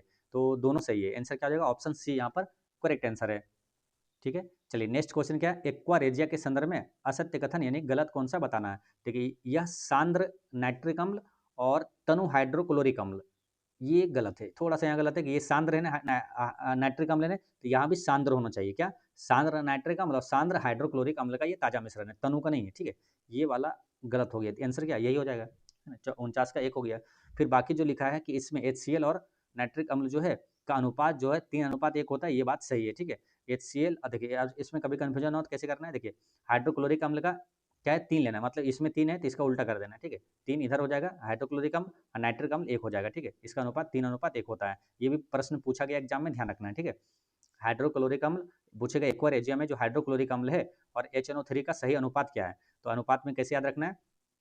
HCl में क्या करना है? ये वाला 3 देना है ना, तो जिसमें 3 नहीं है उसमें 3 देना है, और जिसमें 3 है यहाँ है ना, HNO3 है तो इसमें 1 देना है, ठीक है। तो इस तरह से ध्यान रखना है आपको, ठीक है। और ये प्रबल संक्षारक भी है, ये सही है। यह गोल्ड एवं प्लेटिनम को गलाने में समर्थ है एक्वारेजिया, तो ये भी सही है। आंसर क्या हुआ? ऑप्शन ए यहाँ पर 49 का 1 करेक्ट आंसर हो गया। नेक्स्ट क्या? अभिक्रियाशीलता के आधार पर बढ़ते क्रम में व्यवस्थित करें। यह ऐसा प्रश्न है जो कि हर एग्जाम में पूछा जाता है, ध्यान रखना है, ठीक है। अभिक्रियाशीलता के बढ़ते क्रम में व्यवस्थित करना है, ठीक है। तो यहाँ पर क्या होगा? देखिए, सबसे अभिक्रियाशील होता है पोटेशियम, सोडियम, है ना। उसके बाद क्या होता है? कैल्शियम, मैग्नीशियम, फिर आता है एल्युमिनियम, जिंक, लोहा, टीन, है ना। उसके बाद आता है सीसा, तांबा, पारा और चांदी और सोना, है ना। उसके बाद आता है लास्ट में प्लेटिनम। तो इसमें देखेंगे तो इसमें अगर जाएंगे नीचे, सबसे नीचे कौन सा था? मतलब सोना, बढ़ते क्रम में पूछा था, तो यहाँ सोना, उसके बाद कॉपर ऊपर आएगा, उसके ऊपर आएगा लोहा, उसके बाद जिंक, है ना। आंसर क्या होगा? ऑप्शन डी यहाँ पर करेक्ट आंसर है, ठीक है। ये वाला आपको याद कर लीजिए, ठीक है। यहाँ पर देखिए, एक बार आप लिख लीजिएगा खुद भी, यहाँ पर काफ़ी महत्वपूर्ण है। सबसे जो अभिक्रियाशील धातु पूछे वो पोटेशियम है, उसके बाद क्या है? सोडियम है, उसके बाद क्या है? सोडियम हो गया, उसके बाद है कैल्शियम, उसके बाद है मैग्नीशियम। कम से कम ये तो 4 ऊपर वाला याद रखना है ना, क्योंकि ये काफ़ी हिंट मिलेगा एग्जाम में, ठीक है। ये 4 अगर याद रखते हैं और फिर नीचे वाला कुछ चीज़ें याद रख लेंगे 1-2, ठीक है। सबसे ऊपर जैसे होता है पोटेशियम सोडियम होता है ना। सबसे अधिक अभिक्रियाशील धातु यही है, इसीलिए इसको है ना मिट्टी के तेल में रखा जाता है, पोटेशियम और सोडियम को, ठीक है। और सबसे कम जो होता है वो आपको नीचे आएगा, चांदी और सोना होगा। और जो सबसे कम अभिक्रियाशील है इसलिए वो स्वतंत्र अवस्था में पाया जाता है, ठीक है। ये सब ध्यान रखना है। तो ये 4 कम से कम आपको जरूर याद रख लेना है, potassium sodium calcium magnesium, potassium sodium calcium magnesium, potassium sodium calcium magnesium, ठीक है। और इसके बाद आएगा क्या? एल्युमिनियम आएगा। इससे कम अभिक्रियाशील कौन सा है? इससे कम हो जाएगा जिंक, है ना। और इससे कम हो जाएगा आपका लोहा, कौन सा होगा? लोहा, Fe, है ना। फिर इससे कम हो जाएगा लोहा के बाद, इससे कम अभिक्रियाशील है टीन, इससे कम अभिक्रियाशील है सीसा, है ना, Pb। और इससे कम है आपका तांबा, इससे कम अभिक्रियाशील है पारा, इससे कम अभिक्रियाशील है आपका आएगा चांदी, इससे कम अभिक्रियाशील कौन सा है? सोना। और इससे भी कम आ जाएगा सबसे नीचे प्लेटिनम, ठीक है। ये सब आपको याद रख लेना है, ठीक है। तो कई बार कई तरीके से अलग अलग प्रश्न पूछा जाता है ना। तो इसमें पूछेगा सबसे अधिक अभिक्रियाशील कौन सा है, तो मान के चलिए सही क्रम क्या है, इसी तरह पूछेगा। मान के चलिए पोटेशियम नहीं दिया, तो सबसे ज़्यादा कौन हो जाएगा? सोडियम हो जाएगा, ठीक है। उसके बाद कैल्शियम हो जाएगा, उसके बाद मैग्नीशियम हो जाएगा, ठीक है। चलिए नेक्स्ट क्वेश्चन क्या है? सफेदी करने के 2-3 दिन बाद दीवारों पर चमक आ जाती है, ऐसा क्यों होता है? क्योंकि कैल्शियम कार्बोनेट के कारण। ऑप्शन ए यहाँ पर करेक्ट आंसर है। कैल्शियम कार्बोनेट क्या है? CaCO3, है ना, कैल्शियम कार्बोनेट, है ना। इसे संगमरमर का सूत्र भी यही होता है और चूना पत्थर का सूत्र भी यही होता है ना, कैल्शियम कार्बोनेट। नेक्स्ट क्वेश्चन क्या है? निम्नलिखित को सुमेलित करना है, तो सुमेलित करिए। ये फोम क्या होता है ना। जैसे इसमें पनीर क्या है? फोम का उदाहरण है, या तो एरोसोल का, या तो जेल का, या तो इमल्सन का है। दूध किसका है? तो दूध का तो मालूम है ना, कई बार पढ़े हैं आप। दूध क्या है? एक पायस है जिसे इमल्सन कहा जाता है ना। तो 2 का ये हो जाएगा यहाँ पर डी। अब 2 का डी यानी कि डी का 2, अब डी का डी एक ही जगह दिख रहा है, ऑप्शन बी करेक्ट आंसर हो गया, ठीक है। दूध के बारे में ज़्यादा पढ़ने को मिलता है, ये आपको याद है, आसानी से आंसर आपका निकल गया, ठीक है।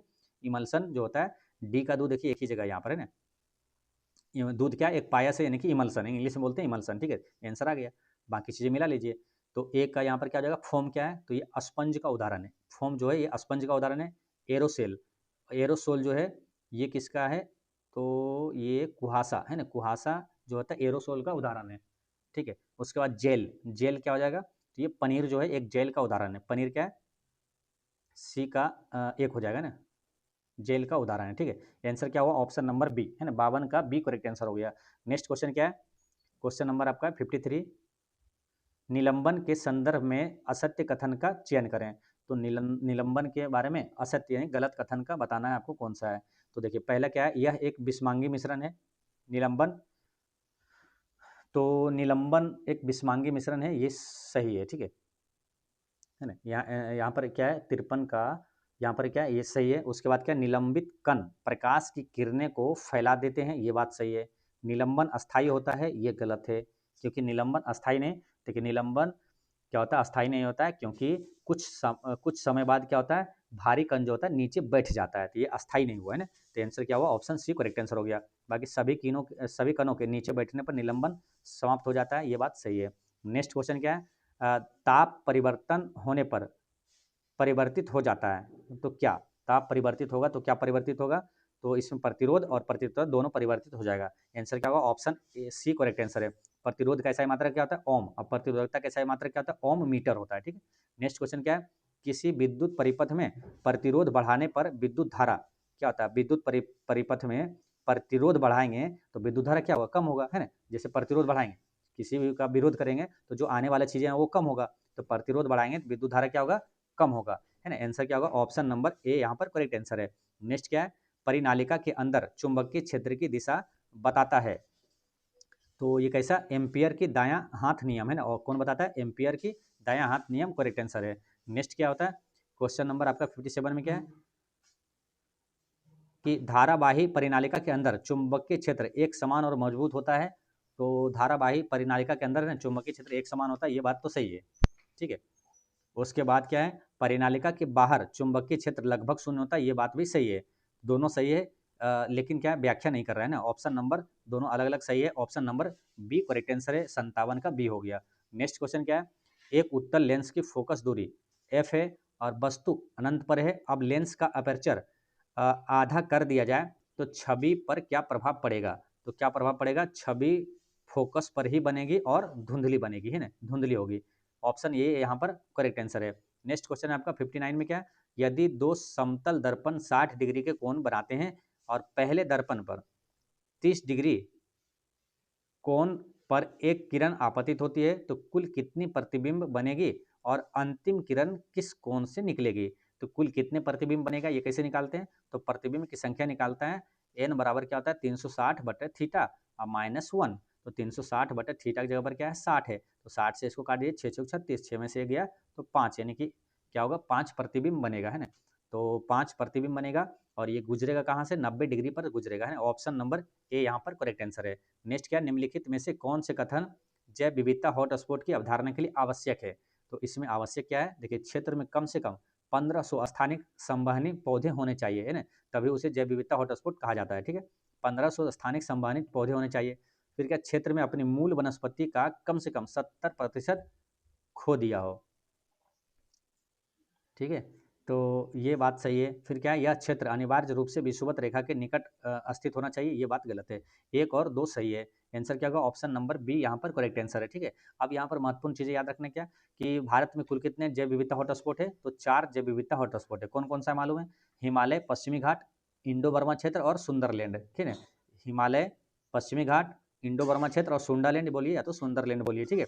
ये 4 जैव विविधता हॉटस्पॉट है। अंतर्राष्ट्रीय जैव विविधता दिवस, विश्व जैव विविधता दिवस कब मनाया जाता है, 22 मई को मनाया जाता है। और ये विश्व जैव विविधता जो अधिनियम है, भारत में जो जैव विविधता अधिनियम कब लागू हुआ, तो ये जो 22 आपको मई को मनाते हैं ना जैव विविधता दिवस, तो इसी 22 में क्या करिए, 2 को थोड़ा सा अलग करिए और 2 शून्य बीच में डाल दीजिए, तो ये क्या हो जाएगा, जैव विविधता अधिनियम भारत में कब लागू हुआ, तो 2002 में लागू हुआ था, ठीक है। नेक्स्ट क्वेश्चन क्या है, पारिस्थितिकी पद चिन्ह से क्या मापा जाता है, तो पारिस्थितिकी पद चिन्ह से क्या मापा जाता है, तो इसमें क्या हो जाएगा, देखिए किसी प्रजाति के आवास का आकार मापा जाता है क्या, ये नहीं है। किसी व्यक्ति या जनसंख्या द्वारा उपभोग किए गए संसाधनों की मांग को मापा जाता है, नहीं नहीं, ऑप्शन बी यहाँ पर करेक्ट आंसर है। पारिस्थितिक पद चिन्ह से क्या मापा जाता है? किसी व्यक्ति या जनसंख्या द्वारा उपभोग किए गए संसाधनों की मांग, है ना। नेक्स्ट क्या है? संविधान की प्रस्तावना में प्रयुक्त निम्नलिखित कथनों पर विचार कीजिए। तो संविधान की प्रस्तावना में जो है इसका सही पूछा क्या, प्रस्तावना में दिए गए क्रम के अनुसार सही अनुक्रम क्या है, यानी पहले कौन सा शब्द आता है, उसके बाद कौन सा आता है संविधान की प्रस्तावना में। तो पहले इसमें कौन आता है, देखिए सार्वभौमिक, है ना।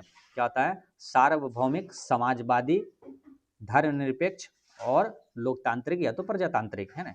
यानी कि 3-1-4-2, 3-1-4-2 ऑप्शन नंबर आपका ए में दिया हुआ है। ऑप्शन ए यहाँ पर करेक्ट आंसर हो गया। यानी कि पहले क्या आता है? सार्वभौमिक, समाजवादी, धर्मनिरपेक्ष और प्रजातांत्रिक, है ना। ऑप्शन ए करेक्ट आंसर है। नेक्स्ट क्या है? निम्नलिखित में से कौन सी नदी घाटी गुप्त काल के दौरान लौह अयस्क खान और इस्पात उत्पादन का एक महत्वपूर्ण केंद्र थी? तो इसका आंसर क्या हो जाएगा? दामोदर घाटी, है ना। दामोदर घाटी जो है ये क्या, गुप्त काल के दौरान लौह अयस्क खान और इस्पात उत्पादन का एक महत्वपूर्ण केंद्र था। ऑप्शन डी करेक्ट आंसर है। नेक्स्ट क्या है? खाद्य श्रृंखला के संदर्भ में निम्नलिखित कथनों पर विचार कीजिए। तो देखिए पहला क्या है? ऊर्जा का स्थानांतरण केवल एक दिशा में होता है, ये बात सही है ना। एक दिशीय होता है ऊर्जा का स्थानांतरण, जो होता है क्या होता है? एक दिशीय होता है, ठीक है। ये ध्यान रखना है, एक एक लाइन यहाँ पर बहुत महत्वपूर्ण है, ठीक है, याद रखना है। उस ऊर्जा का स्थानांतरण का 10% नियम किसने दिया था? लिंडमैन के द्वारा दिया गया था, ये बात भी सही है। क्या आप घटक हमेशा खाद्य श्रृंखला के अंतिम स्तर पर पाए जाते हैं? ये गलत है। आप घटक क्या है? प्रत्येक स्तर पर पाया जाता है ना, खाद्य श्रृंखला के प्रत्येक स्तर पर पाया जाता है, अंतिम पर नहीं, ठीक है। तो 1 और 2 सही है, यहाँ आंसर क्या होगा? Option number A correct answer है। अब यहाँ पर इंपॉर्टेंट चीज़ें क्या मालूम? देखिए एक पूछा जाता है एक पोषी स्तर से दूसरे पोषी स्तर में ऊर्जा का कितना प्रतिशत स्थानांतरण होता है? तो ऊर्जा कितना? 10% स्थानांतरण होता है। मोस्ट इंपॉर्टेंट प्रश्न याद रखना, ठीक है।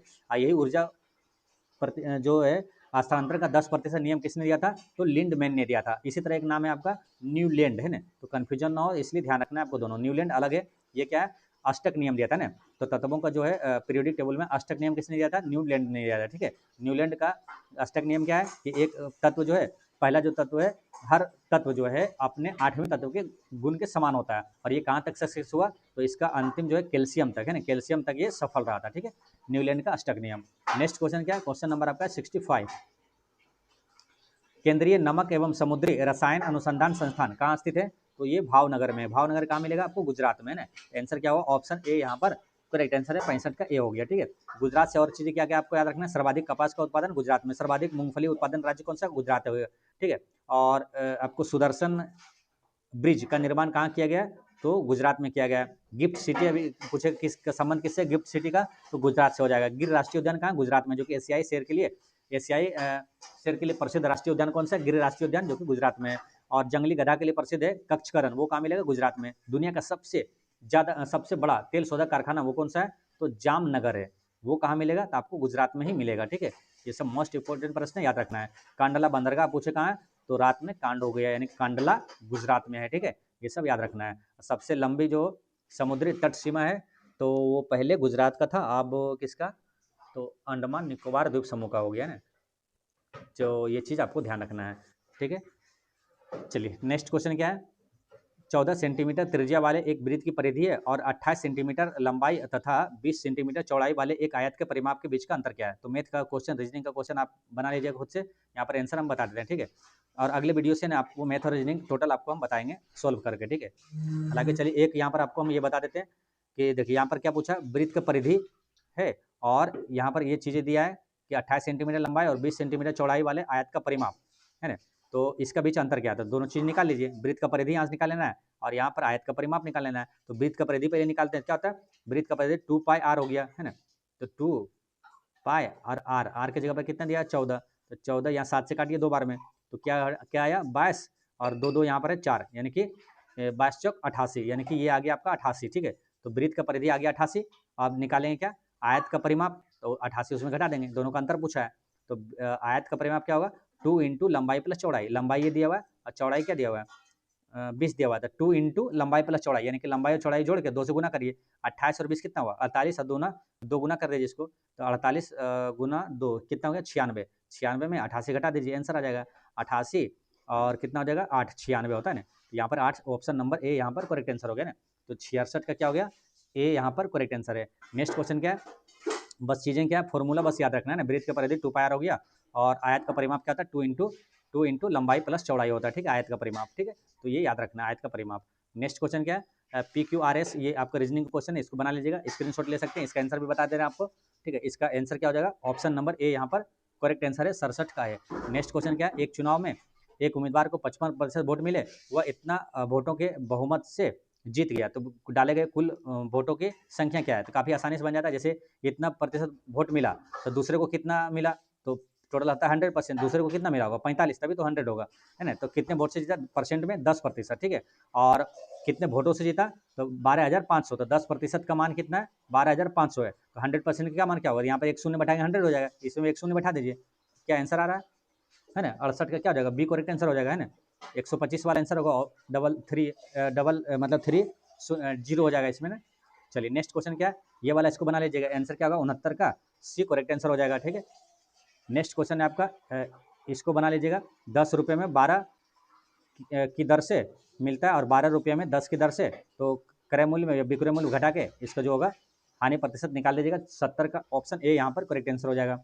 नेक्स्ट क्या है, fill in the blanks with suitable forms of verbs, है ना, गिवन बिलो सेंटेंस, यानी कि I was born in 1974, I first dash to school in 1980, तो 1980 में, जैसे इनका जन्म कब हुआ था, 1974 में हुआ था, और पहली बार ये स्कूल गया है, क्या होगा, पास्ट टेंस में पहले जाएगा ही, मालूम 1980 की बात रहे, I went to school in 1980 हो जाएगा, ऑप्शन नंबर 71 का क्या डी करेक्ट आंसर हो जाएगा, ठीक है। नेक्स्ट क्वेश्चन क्या है, आपसे पूछा यहाँ पर क्या, क्लोजेस्ट साइनोनिम्स, है ना, यानी कि समानार्थी शब्द पूछा आपको, साइनो पूछा है, तो इम्फेमेरल क्या होता है, क्षणभंगुर या तो अल्पकालीन होता है, और फ्लीटिंग मतलब भी होता है क्षणभंगुर या तो अल्पकालीन हो गया, ठीक है। तो यानी ऑप्शन ए करेक्ट आंसर होगा। बाकी ये शब्द क्या है, देखिए परमानेंट क्या है, शाश्वत हो जाता है हमेशा, इटरनल मतलब शाश्वत होता है, टिकाऊ, लास्टिंग मैंने टिकाऊ हो गया, तो ये सब क्या परमानेंट और मजबूत होता है ना, टिकाऊ होता है। लेकिन यहाँ क्या क्षणभंगुर पूछा था, क्षणभंगुर ए करेक्ट आंसर है। नेक्स्ट क्वेश्चन क्या है, आइडेंटिफाई द ग्रामेटिकल एरर, है ना, एरर आपको बताना है। I we went to the Patna market yesterday, कल मैंने पटना मार्केट गया, हम लोग गए थे, to buy some fruits and furnitures. देखिए पहला नंबर क्या है, फर्नीचर्स जो होता है वो क्या होता है, अनकाउंटेबल होता है, इसमें कि फर्नीचर्स में एस नहीं लगता, ठीक है। अब फ्रूट्स जो फलों में जब आता है, तो फलों में भी क्या होता है, एस नहीं लगता, तो ये वाला गलत है। तो fruits and furniture option number D correct answer हो गया। नेक्स्ट क्वेश्चन क्या, हम पढ़ रहे थे, ये कौन सा काल है, तो पढ़ रहे थे, तो देखिए थे में तो पहले क्या हो गया, भूतकाल हो गया, लेकिन रहा लगा है तो क्या अपूर्ण भूतकाल हो जाएगा, तो आंसर क्या होगा, ऑप्शन बी 74 का बी करेक्ट आंसर हो जाएगा। नेक्स्ट क्या, अथवा शब्द किस प्रकार का अव्यय है, तो अथवा किस प्रकार का है, तो ये समुच्च बोधक है, कैसा है, समुच्च बोधक अव्यय करेक्ट आंसर है, ऑप्शन नंबर बी। नेक्स्ट क्या, भारत में गरीबी रेखा का आकलन करने के लिए कौन सी समिति मुख्य रूप से जिम्मेदार है, तो गरीबी रेखा का आकलन करने के लिए तेंदुलकर समिति करेक्ट आंसर है। ये समिति जो है ना, सब पूछा जाता है, मोस्ट इंपोर्टेंट ये सब प्रश्न आता है, रिपीट होता है, ध्यान रखना है। नरसिम्हम समिति का संबंध किससे, बैंकिंग से, ठीक है। रघुराम राजन का संबंध किससे है, तो ये वित्तीय समावेशन से संबंधित है, रघुराम राजन समिति। केलकर समिति, केलकर कर, केलकर कर, है ना, नाम से याद रखना, केलकर कर। और एक होता है राजा चलैया समिति, वो भी कर कर सुधार से संबंधित है, ठीक है। नेक्स्ट क्वेश्चन क्या है, भारतीय रिजर्व बैंक आरबीआई द्वारा उपयोग किए जाने वाले मुद्रा के M3 माप में निम्नलिखित में से किसे शामिल नहीं किया जाता है, M3 माप में किसे शामिल नहीं किया जाता, आरबीआई के पास रखी गई विदेशी मुद्रा जमाएं जो है ये M3 में शामिल नहीं होता है, ठीक है।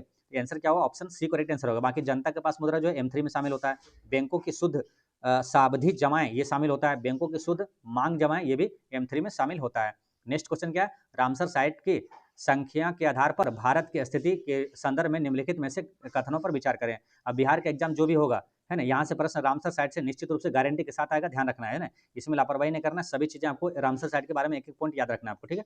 चलिए यहाँ पर देखते हैं क्या है ये क्वेश्चन, पहले कि कौन सा कथन पूछा सही है। देखिए रामसर स्थलों की संख्या के मामले में बिहार अब तमिलनाडु और उत्तर प्रदेश के बाद तीसरा स्थान पर है, ये बात सही है, ठीक है। फिर क्या, रामसर स्थलों की संख्या के मामले में भारत एशिया में अब पहले स्थान पर है, क्या ये सही है, ये भी सही है, ठीक है। रामसर स्थलों की संख्या के मामले में भारत अब वैश्विक स्तर पर तीसरे स्थान पर, ये भी सही है, ठीक है। यानी तीनों सही है, आंसर क्या, option number D correct answer है, ठीक है। अब जो हम भाई एक्स्ट्रा फैक्ट्स बता रहे हैं वो आपको कतई जर प्रश्न रहेगा, बिहार के एग्जाम की दृष्टि से आपको याद रखना है, ठीक है। जैसे बिहार का अभी टोटल कितना हो गया रामसर साइट बिहार में, 6, ठीक है। बिहार का पहला रामसर साइट पूछेगा तो कौन सा है, तो वो है बेगूसराय में, कौन सा, कांवर झील, है ना, कांवर झील जो है ये बेगूसराय का है, बेगूसराय में स्थित है, ये बिहार का पहला रामसर साइट है। उसके बाद फिर दूसरा और तीसरा कौन आया था, नागी और नकटी पक्षी अभ्यारण्य, है ना, ये रामसर साइट में शामिल किया गया था। नागी और नकटी पक्षी अभ्यारण्य ये कहाँ है दोनों, ये जम्मू में है, ठीक है। ये कहाँ पर मिलेगा, जम्मू में, ठीक है। कांवर झील हो गया कहाँ, बेगूसराय में, ठीक है। फिर आगे बढ़ेंगे हम लोग, उसके बाद कौन सा आया था, आया था गोकुल जलाशय। गोकुल जलाशय को रामसर साइट में शामिल किया गया था। ये कहाँ पर है, बक्सर में है। गोकुल बक्सर नाम से याद रखना, गोकुल बक्सर, गोकुल बक्सर। फिर आया था कौन, उदयपुर झील। उदयपुर झील कहाँ, उदयपुर पुआर है ना, पश्चिम चंपारण, उदयपुर पश्चिम चंपारण, उदयपुर पश्चिम चंपारण, ठीक है, पश्चिम चंपारण में, ठीक है। ये हो गया, तो ये अब तक क्या हुआ 5। एक और अभी लेटेस्ट जो शामिल हुआ है वो कौन सा है, तो वो है गोगाबिल झील, है ना। गोगाबिल झील ये कहाँ मिलेगा, कटिहार में मिलेगा, ठीक है। कहाँ है, कटिहार में, याद रखना है, गोगाबिल झील कटिहार में, है ना। तो ध्यान से आप सुनिए तो आसानी से समझ में आ जाएगा, आप लिख सकते हैं हमारी बात सुनकर भी, है ना। गोगाबिल झील कहाँ है, कटिहार में, ठीक है। तो ये चीज़ ध्यान रखना है। तो पूछा जाएगा कि अभी हाल ही में किसे शामिल किया गया, पूछेगा किस जिले में है, तो गोकुल जलाशय बक्सर में, उदयपुर झील पश्चिम चंपारण में, और लाटेस्ट जो सबसे छठा है ये है आपका गोगाबिल झील जो कि कटिहार में है, ठीक है। ये सब आपको याद रखना है। और रामसर साइट बिहार में हो गए 6। पहले क्या था देखिए, पूरे भारत में कितना 91 था, ठीक है। फिर 2 शामिल हुआ था, तो ये बिहार वाला ही गोगाबिल झील उदयपुर, तो ये हो गया था कितना 93। फिर बिहार में एक रामसर साइट आया, तो भारत में टोटल कितना हो गया 94 हो गया ना। कौन सा गोगाबिल झील आया था, तो फिर हो गया 94 हो गया, ठीक है। ये सब भारत में अभी टोटल कितना है, रामसर साइट 94 हो गया, ठीक है। ये सब आपको याद रखना है। पहला रामसर साइट सम्मेलन ये कब हुआ था, तो ईरान के रामसर शहर में हुआ था। बात है कब, 1971 में। कब, 2 फरवरी 1971 को हुआ था, है ना। इसलिए 2 फरवरी को आर्द्रता विश्व आर्द्रता दिवस मनाया जाता है 2 फरवरी को, ठीक है। ये सब आपको याद रखना है। चलिए नेक्स्ट क्वेश्चन क्या है, पहली बार गंगा डॉल्फिन नदी डॉल्फिन की टैगिंग कहाँ की गई है, तो ये कहाँ किया गया, असम में किया गया है। पहली बार गंगा नदी डॉल्फिन की टैगिंग कहाँ की गई, तो असम में किया गया है। भारत का राष्ट्रीय जलीय जीव कौन सा है, तो गंगा डॉल्फिन है, ठीक है। और एशिया का पहला डॉल्फिन अनुसंधान संस्थान कहाँ स्थापित किया गया, तो पटना में किया गया, याद रखना है। गंगा की बात आई है, तो भारत की सबसे लंबी नदी कौन सा है, गंगा। भारत की राष्ट्रीय नदी कौन सा है, गंगा। गंगा नदी की लंबाई कितना है, 2525 किलोमीटर है। बिहार में ये कितने किलोमीटर बहती है, 445 किलोमीटर बहती है। कितने जिलों से बिहार में बहती है, तो 12 जिलों से होकर ये बहती है गंगा नदी, ठीक है। चलिए नेक्स्ट क्वेश्चन क्या है, और ये निकलती क्या गंगा नदी, तो उत्तराखंड के गंगोत्री से निकलती है ना। चलिए नेक्स्ट क्वेश्चन है आपका क्वेश्चन नंबर 80। वित्त वर्ष 2021 से 23 के लिए पहला पंचायत उन्नति सूचकांक जारी किया गया है। इसके अनुसार किस राज्य में सर्वाधिक ग्राम पंचायतें अग्रणी श्रेणी में रही है, तो इसका आंसर क्या हो जाएगा, ये है तेलंगाना। करेक्ट आंसर क्या है, तेलंगाना। तेलंगाना राज्य का गठन कब हुआ था, 2 जून 2014 को इसका गठन हुआ था ना, 2 जून 2014 को गठन हुआ था, याद रखना है। नेक्स्ट क्वेश्चन क्या है, भारत सरकार द्वारा किशोरियों के लिए नाव्या नामक एक नई कौशल पहल शुरू की गई है। इससे संबंधित सत्य कथन की पहचान करें, तो इसमें सत्य कथन आपको पूछा है। पहले क्या देखिए, 24 जून 2025 को उत्तर प्रदेश के सोनभद्र जिले में इसे लॉन्च किया गया था, नाव्या नामक नई कौशल पहल। ये बात सही है। यह महिला और बाल विकास मंत्रालय तथा कौशल विकास और उद्यमी मंत्रालय की संयुक्त पहल है, ये बात भी सही है। तो देखिए कई बार आपसे पूछ लिया जाता है ये किस मंत्रालय के द्वारा शुरू किया गया, ध्यान रखना है ना। महिला एवं बाल विकास मंत्रालय और कौशल विकास और उद्यमिता मंत्रालय की संयुक्त पहल है, ये भी सही है। यानी कि दोनों सही है। आंसर क्या हुआ, ऑप्शन सी यहाँ पर करेक्ट आंसर है ना। 81 का क्या हो गया, सी। नेक्स्ट क्या है, राष्ट्रपति द्रौपदी मुर्मू द्वारा राष्ट्रपति तपोवन और राष्ट्रपति निकेतन का उद्घाटन किस शहर में किया गया है। राष्ट्रपति जो वर्तमान में भी कौन है, द्रौपदी मुर्मू द्वारा राष्ट्रपति तपोवन और राष्ट्रपति निकेतन का उद्घाटन किस शहर में किया गया है, तो आंसर क्या लगाना है, देहरादून, है ना। उत्तराखंड की राजधानी देहरादून में किया गया, ऑप्शन बी यहाँ पर करेक्ट आंसर है। नेक्स्ट क्वेश्चन क्या है, निम्नलिखित युग्मों में से असत्य युग्म की पहचान करें, तो असत्य आपको बताना है। तो देखिए असत्य में अगर इसको पढ़ते हैं, ऑपरेशन अलर्ट बीएसएफ द्वारा भारत पाकिस्तान बॉर्डर पर राजस्थान में तस्करी और घुसपैठ रोकने हेतु किया गया, ये सही है, ठीक है। देखिए ऑपरेशन से रिलेटेड एग्जाम में प्रश्न आएगा, ठीक है, इसलिए ध्यान रखना है। तो ऑपरेशन अलर्ट जो है ये बीएसएफ द्वारा शुरू किया गया। ऑपरेशन करुणा जो है म्यांमार में तूफान के बाद मानवीय सहायता और चिकित्सा सहायता के लिए दिया गया, तूफान के बाद, है ना। यही म्यांमार में जो भूकंप की सहायता से क्या चलाया गया था, ऑपरेशन ब्रह्मन चलाया गया था, ठीक है। ऑपरेशन चक्र 5 ये सीबीआई द्वारा डिजिटल अरेस्ट स्कैम के खिलाफ ये चलाया गया था, ये भी सही है। ऑपरेशन कामधेनु ये उत्तर प्रदेश पुलिस द्वारा मवेशी तस्करी पर नकेल कसने के लिए किया गया, तो ये बात यहाँ पर थोड़ा सा गलत है। क्या, तो ऑपरेशन कामधेनु जो है ना ये उत्तर प्रदेश नहीं चलाया था, मालूम क्या होगा, ये जम्मू कश्मीर में चलाया गया, ठीक है। जम्मू कश्मीर में ये मवेशी तस्करी के लिए ही, इस पर नकेल कसने के लिए जम्मू कश्मीर में ऑपरेशन कामधेनु चलाया गया था। ऑपरेशन कामधेनु का जम्मू कश्मीर होगा आंसर यहाँ पर, ठीक है। इसलिए ये वाला गलत है, ऑप्शन डी करेक्ट आंसर है।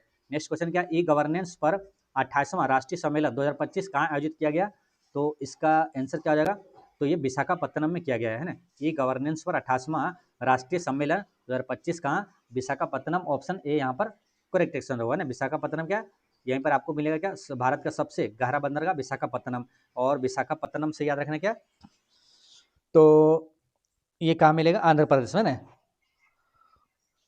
ठीक है, चलिए नेक्स्ट क्वेश्चन क्या है, क्वेश्चन नंबर आपका 85 में आपका जीआई टैग दिया हुआ है और संबंधित राज्य है। देखिए यहाँ पर क्या है, नोलेन गुड़, ये कहाँ का ये उत्पाद है जिससे जीआई टैग दिया गया है, तो ये है राजस्थान का है ना, राजस्थान के नोलेन गुड़ को जीआई टैग दिया गया है। ठीक है, यहाँ पर 2 का 1 हो गया, यानी A का 2 हुआ। ठीक है, अब A का 2 दो जगह है ना। फिर बात करेंगे सांगरी बिन, ये कहाँ का है, सांगरी बिन, ये मिलेगा आपको, सांगरी बिन की बात करेंगे तो ये है,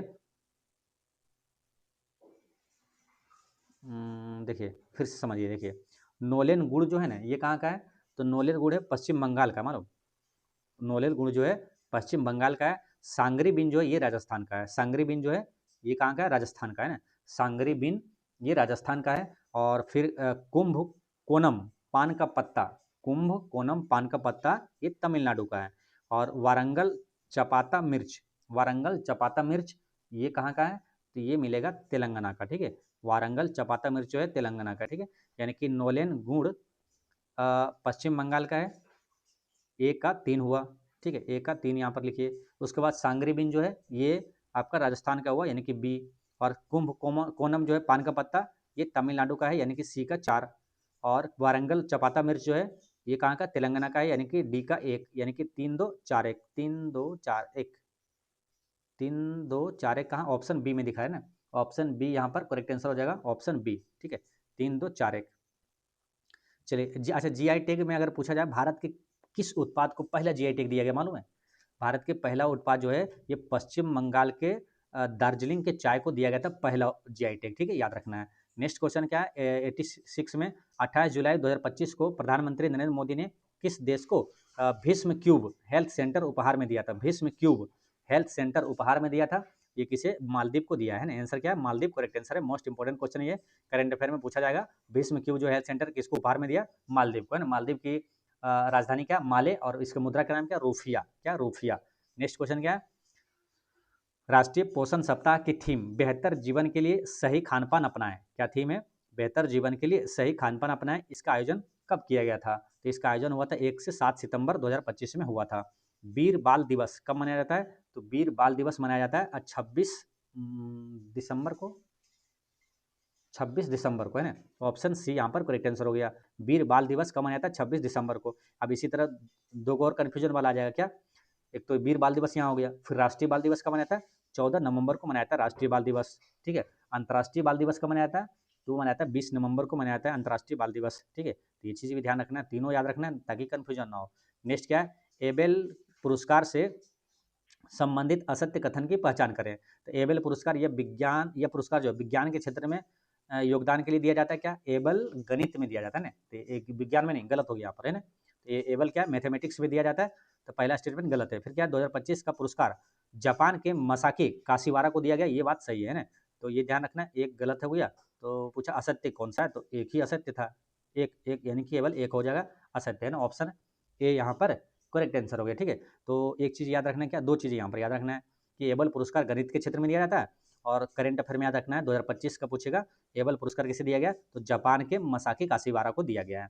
नेक्स्ट क्वेश्चन क्या है, केंद्र सरकार ने कर्मचारी भविष्य निधि खाता धारकों के लिए ऑटो सेटलमेंट सीमा बढ़ाकर कितने रुपये तक कर दी गई है, तो ऑटो सेटलमेंट सीमा बढ़ाकर कितना, 5 लाख तक कर दिया गया है। मुख्यमंत्री प्रतिज्ञा योजना का संबंध किस राज्य से, मुख्यमंत्री प्रतिज्ञा योजना इसका संबंध है कहाँ से, बिहार से है ना, याद रखना है, और बिहार से हो गया। और यहीं पर याद रखना आपको क्या, बिहार से करंट अफेयर में कुछ चीज़ें याद रखना है, जैसे मुख्यमंत्री क्या है महिला रोजगार उद्यमी योजना है ना, यह भी शुरू किया गया है, जिसमें क्या महिला उद्यमी रोजगार योजना है, पहली किस्त में कितना 10,000 रुपये दिया गया है ना, बाद में कितने 2 लाख का लोन देने का प्रावधान है। उसके बाद यहीं याद रखना आपको क्या, वृद्धा पेंशन या तो विधवा पेंशन को 400 रुपये से बढ़ाकर कितना कर दिया गया, 1100 रुपये कर दिया गया, ये याद रखना आपको। कितने यूनिट तक बिजली माफ़ कर दिया गया, तो 125 यूनिट तक क्या बिजली मुफ्त है। ठीक है, ये सब याद रखना है। नेक्स्ट क्या, 5वां खेलो इंडिया विंटर गेम्स 2025 के बारे में असत्य कथन की पहचान करें, तो असत्य कथन इसमें कौन सा हो जाएगा, देखिए इसका आयोजन लेह एवं गुलमर्ग में दोनों चरणों में किया गया था, तो ये बात सही है। फिर क्या इसका शुभंकर सीन ए सी यानी कि हिम तेंदुआ था, ये सही है। इसमें कुल 6 खेल शामिल हुआ था, ये सही है। चरण प्रथम यानी कि पहला चरण में प्रथम स्थान भारतीय सेना ने प्राप्त किया था, तो ये गलत है ना। आंसर क्या हुआ? ऑप्शन डी ही करेक्ट आंसर हो जाएगा। देखिए प्रथम चरण में ने प्रथम स्थान जो प्राप्त किया था वो किया था किसने? लद्दाख ने किया था, ठीक है, लद्दाख ने। और संपूर्ण रूप से यानी कि सभी चरणों में फाइनल जो जीत हुई वो भारतीय सेना की जीत हुई, ठीक है। तो भारतीय सेना ये संपूर्ण में प्रथम स्थान में आया था। नेक्स्ट क्या है? निम्नलिखित सम्मेलनों में सही सुमेलित युग्म को चुने। तो जैसे मोबाइल वर्ल्ड कांग्रेस, इसका सम्मेलन कहाँ हुआ? हैदराबाद में हुआ क्या? तो ये गलत है, हैदराबाद में नहीं हुआ, ठीक है। क्योंकि ये जो मोबाइल वर्ल्ड कांग्रेस का ये सम्मेलन हुआ ये बार्सिलोना में हुआ था। कहाँ? बार्सिलोना में हुआ था, ठीक है, याद रखना, ये गलत है। क्या विश्व हाइड्रोजन शिखर सम्मेलन ये नीदरलैंड में हुआ था? ये सही है। विश्व हाइड्रोजन शिखर सम्मेलन ये नीदरलैंड में हुआ था, ये करेक्ट आंसर है। फिर क्या? यूएन महासागर सम्मेलन मलेशिया में हुआ था क्या? ये गलत है। ये कहाँ हुआ था? लिस्बन क्या? लिस्बन, पुर्तगाल के लिस्बन में हुआ था ना, पुर्तगाल में हुआ था ये यूएन महासागर सम्मेलन। फिर क्या 51वां G7 शिखर सम्मेलन ये कहाँ हुआ था? इटली में। ये नहीं हुआ था, ये गलत है। इटली में नहीं हुआ था, बल्कि यह कहाँ हुआ था? कनाडा के अल्बर्टा में हुआ था ना। कतई जहर प्रश्न याद रखना है, कनाडा के अल्बर्टा में, ठीक है। फिर समझिए 51वां जो शिखर सम्मेलन है, G7 शिखर सम्मेलन 51वां कहाँ हुआ? तो कनाडा के अल्बर्टा में हुआ, ठीक है, कनाडा के अल्बर्टा में हुआ, याद रखना है। नेक्स्ट क्वेश्चन है आपका 94। भारत का पहला anti submarine warfare shallow water craft है। तो भारत का पहला anti submarine warfare shallow water craft है, ये कौन सा है? तो यहाँ पर बात करें INS अरनाला। कौन सा है? INS अरनाला करेक्ट आंसर है।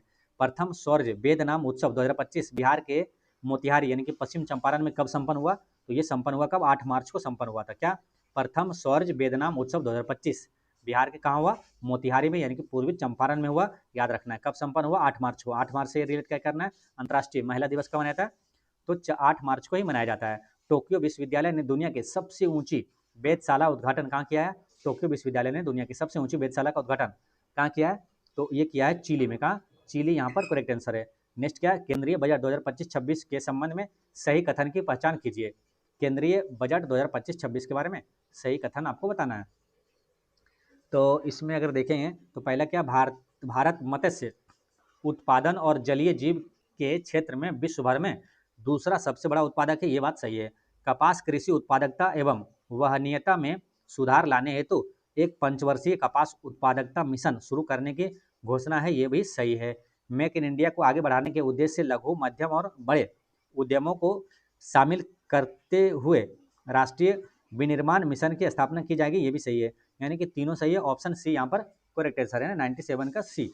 नेक्स्ट क्वेश्चन क्या है? मार्च 2025 को लोक उद्यम विभाग, केंद्रीय वित्त मंत्रालय, भारत सरकार द्वारा IRCTC तथा IRCTC और तथा क्या IRFC को किस श्रेणी की कंपनियों का दर्जा प्रदान किया है? तो ये नवरत्न श्रेणी का दर्जा प्राप्त किया है। ऑप्शन यहाँ पर ए करेक्ट आंसर हो गया। नेक्स्ट क्या? भारत सरकार द्वारा ऊर्जा सांख्यिकी भारत 2025 रिपोर्ट जारी की गई। जारी आंकड़ों के अनुसार देश में सर्वाधिक कोयला भंडार वाले शीर्ष राज्य कौन सा है? तो कोयला भंडार में शीर्ष राज्य कौन सा है? तो आपका इसमें देखिए आपका जो PDF में आंसर है उसका दिया हुआ है क्या मालूम? इसका आंसर दिया हुआ है आपका बी है ना, उड़ीसा वाला। लेकिन आंसर होगा क्या? इसका आंसर होना चाहिए क्या? Option number D correct answer होगा, झारखंड है ना। पहला सबसे ज्यादा कोयला भंडार क्या है? झारखंड, उसके बाद है उड़ीसा, ठीक है। पहला झारखंड, उड़ीसा, उसके बाद छत्तीसगढ़, उसके बाद पश्चिम बंगाल। आंसर क्या होगा? ऑप्शन डी यहाँ पर करेक्ट आंसर होगा, ठीक है। नेक्स्ट क्वेश्चन क्या? जनवरी 2025 तक जारी आंकड़ों के अनुसार भारत विश्व में सबसे बड़ा रेल नेटवर्क वाला कौन सा देश बन गया है? तो सबसे बड़ा रेल नेटवर्क वाला कौन सा देश बन गया है?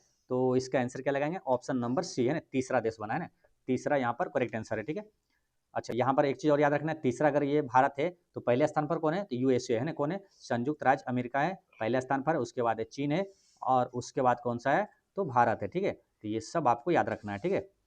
चलिए दोस्तों, इस तरह से आपका टेस्ट नंबर 11 है ना, बिहार दरोगा KGS टेस्ट 11 होता है समाप्त, ठीक है। और एक क्वेश्चन आपसे पूछते हैं जो कि आपको कमेंट बॉक्स में बताना है, ठीक है। तो कमेंट बॉक्स में बताना क्या? अभी वर्तमान में सेबी का अध्यक्ष कौन है, ये आप बता दीजिएगा, ठीक है। सभी लोग बताना है आंसर, वर्तमान में सेबी का अध्यक्ष कौन है।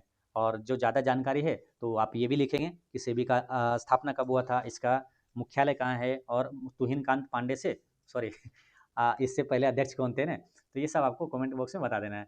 चलिए मिलते हैं नेक्स्ट वीडियो में, पढ़ते रहें, मुस्कुराते रहें। जय हिंद दोस्तों।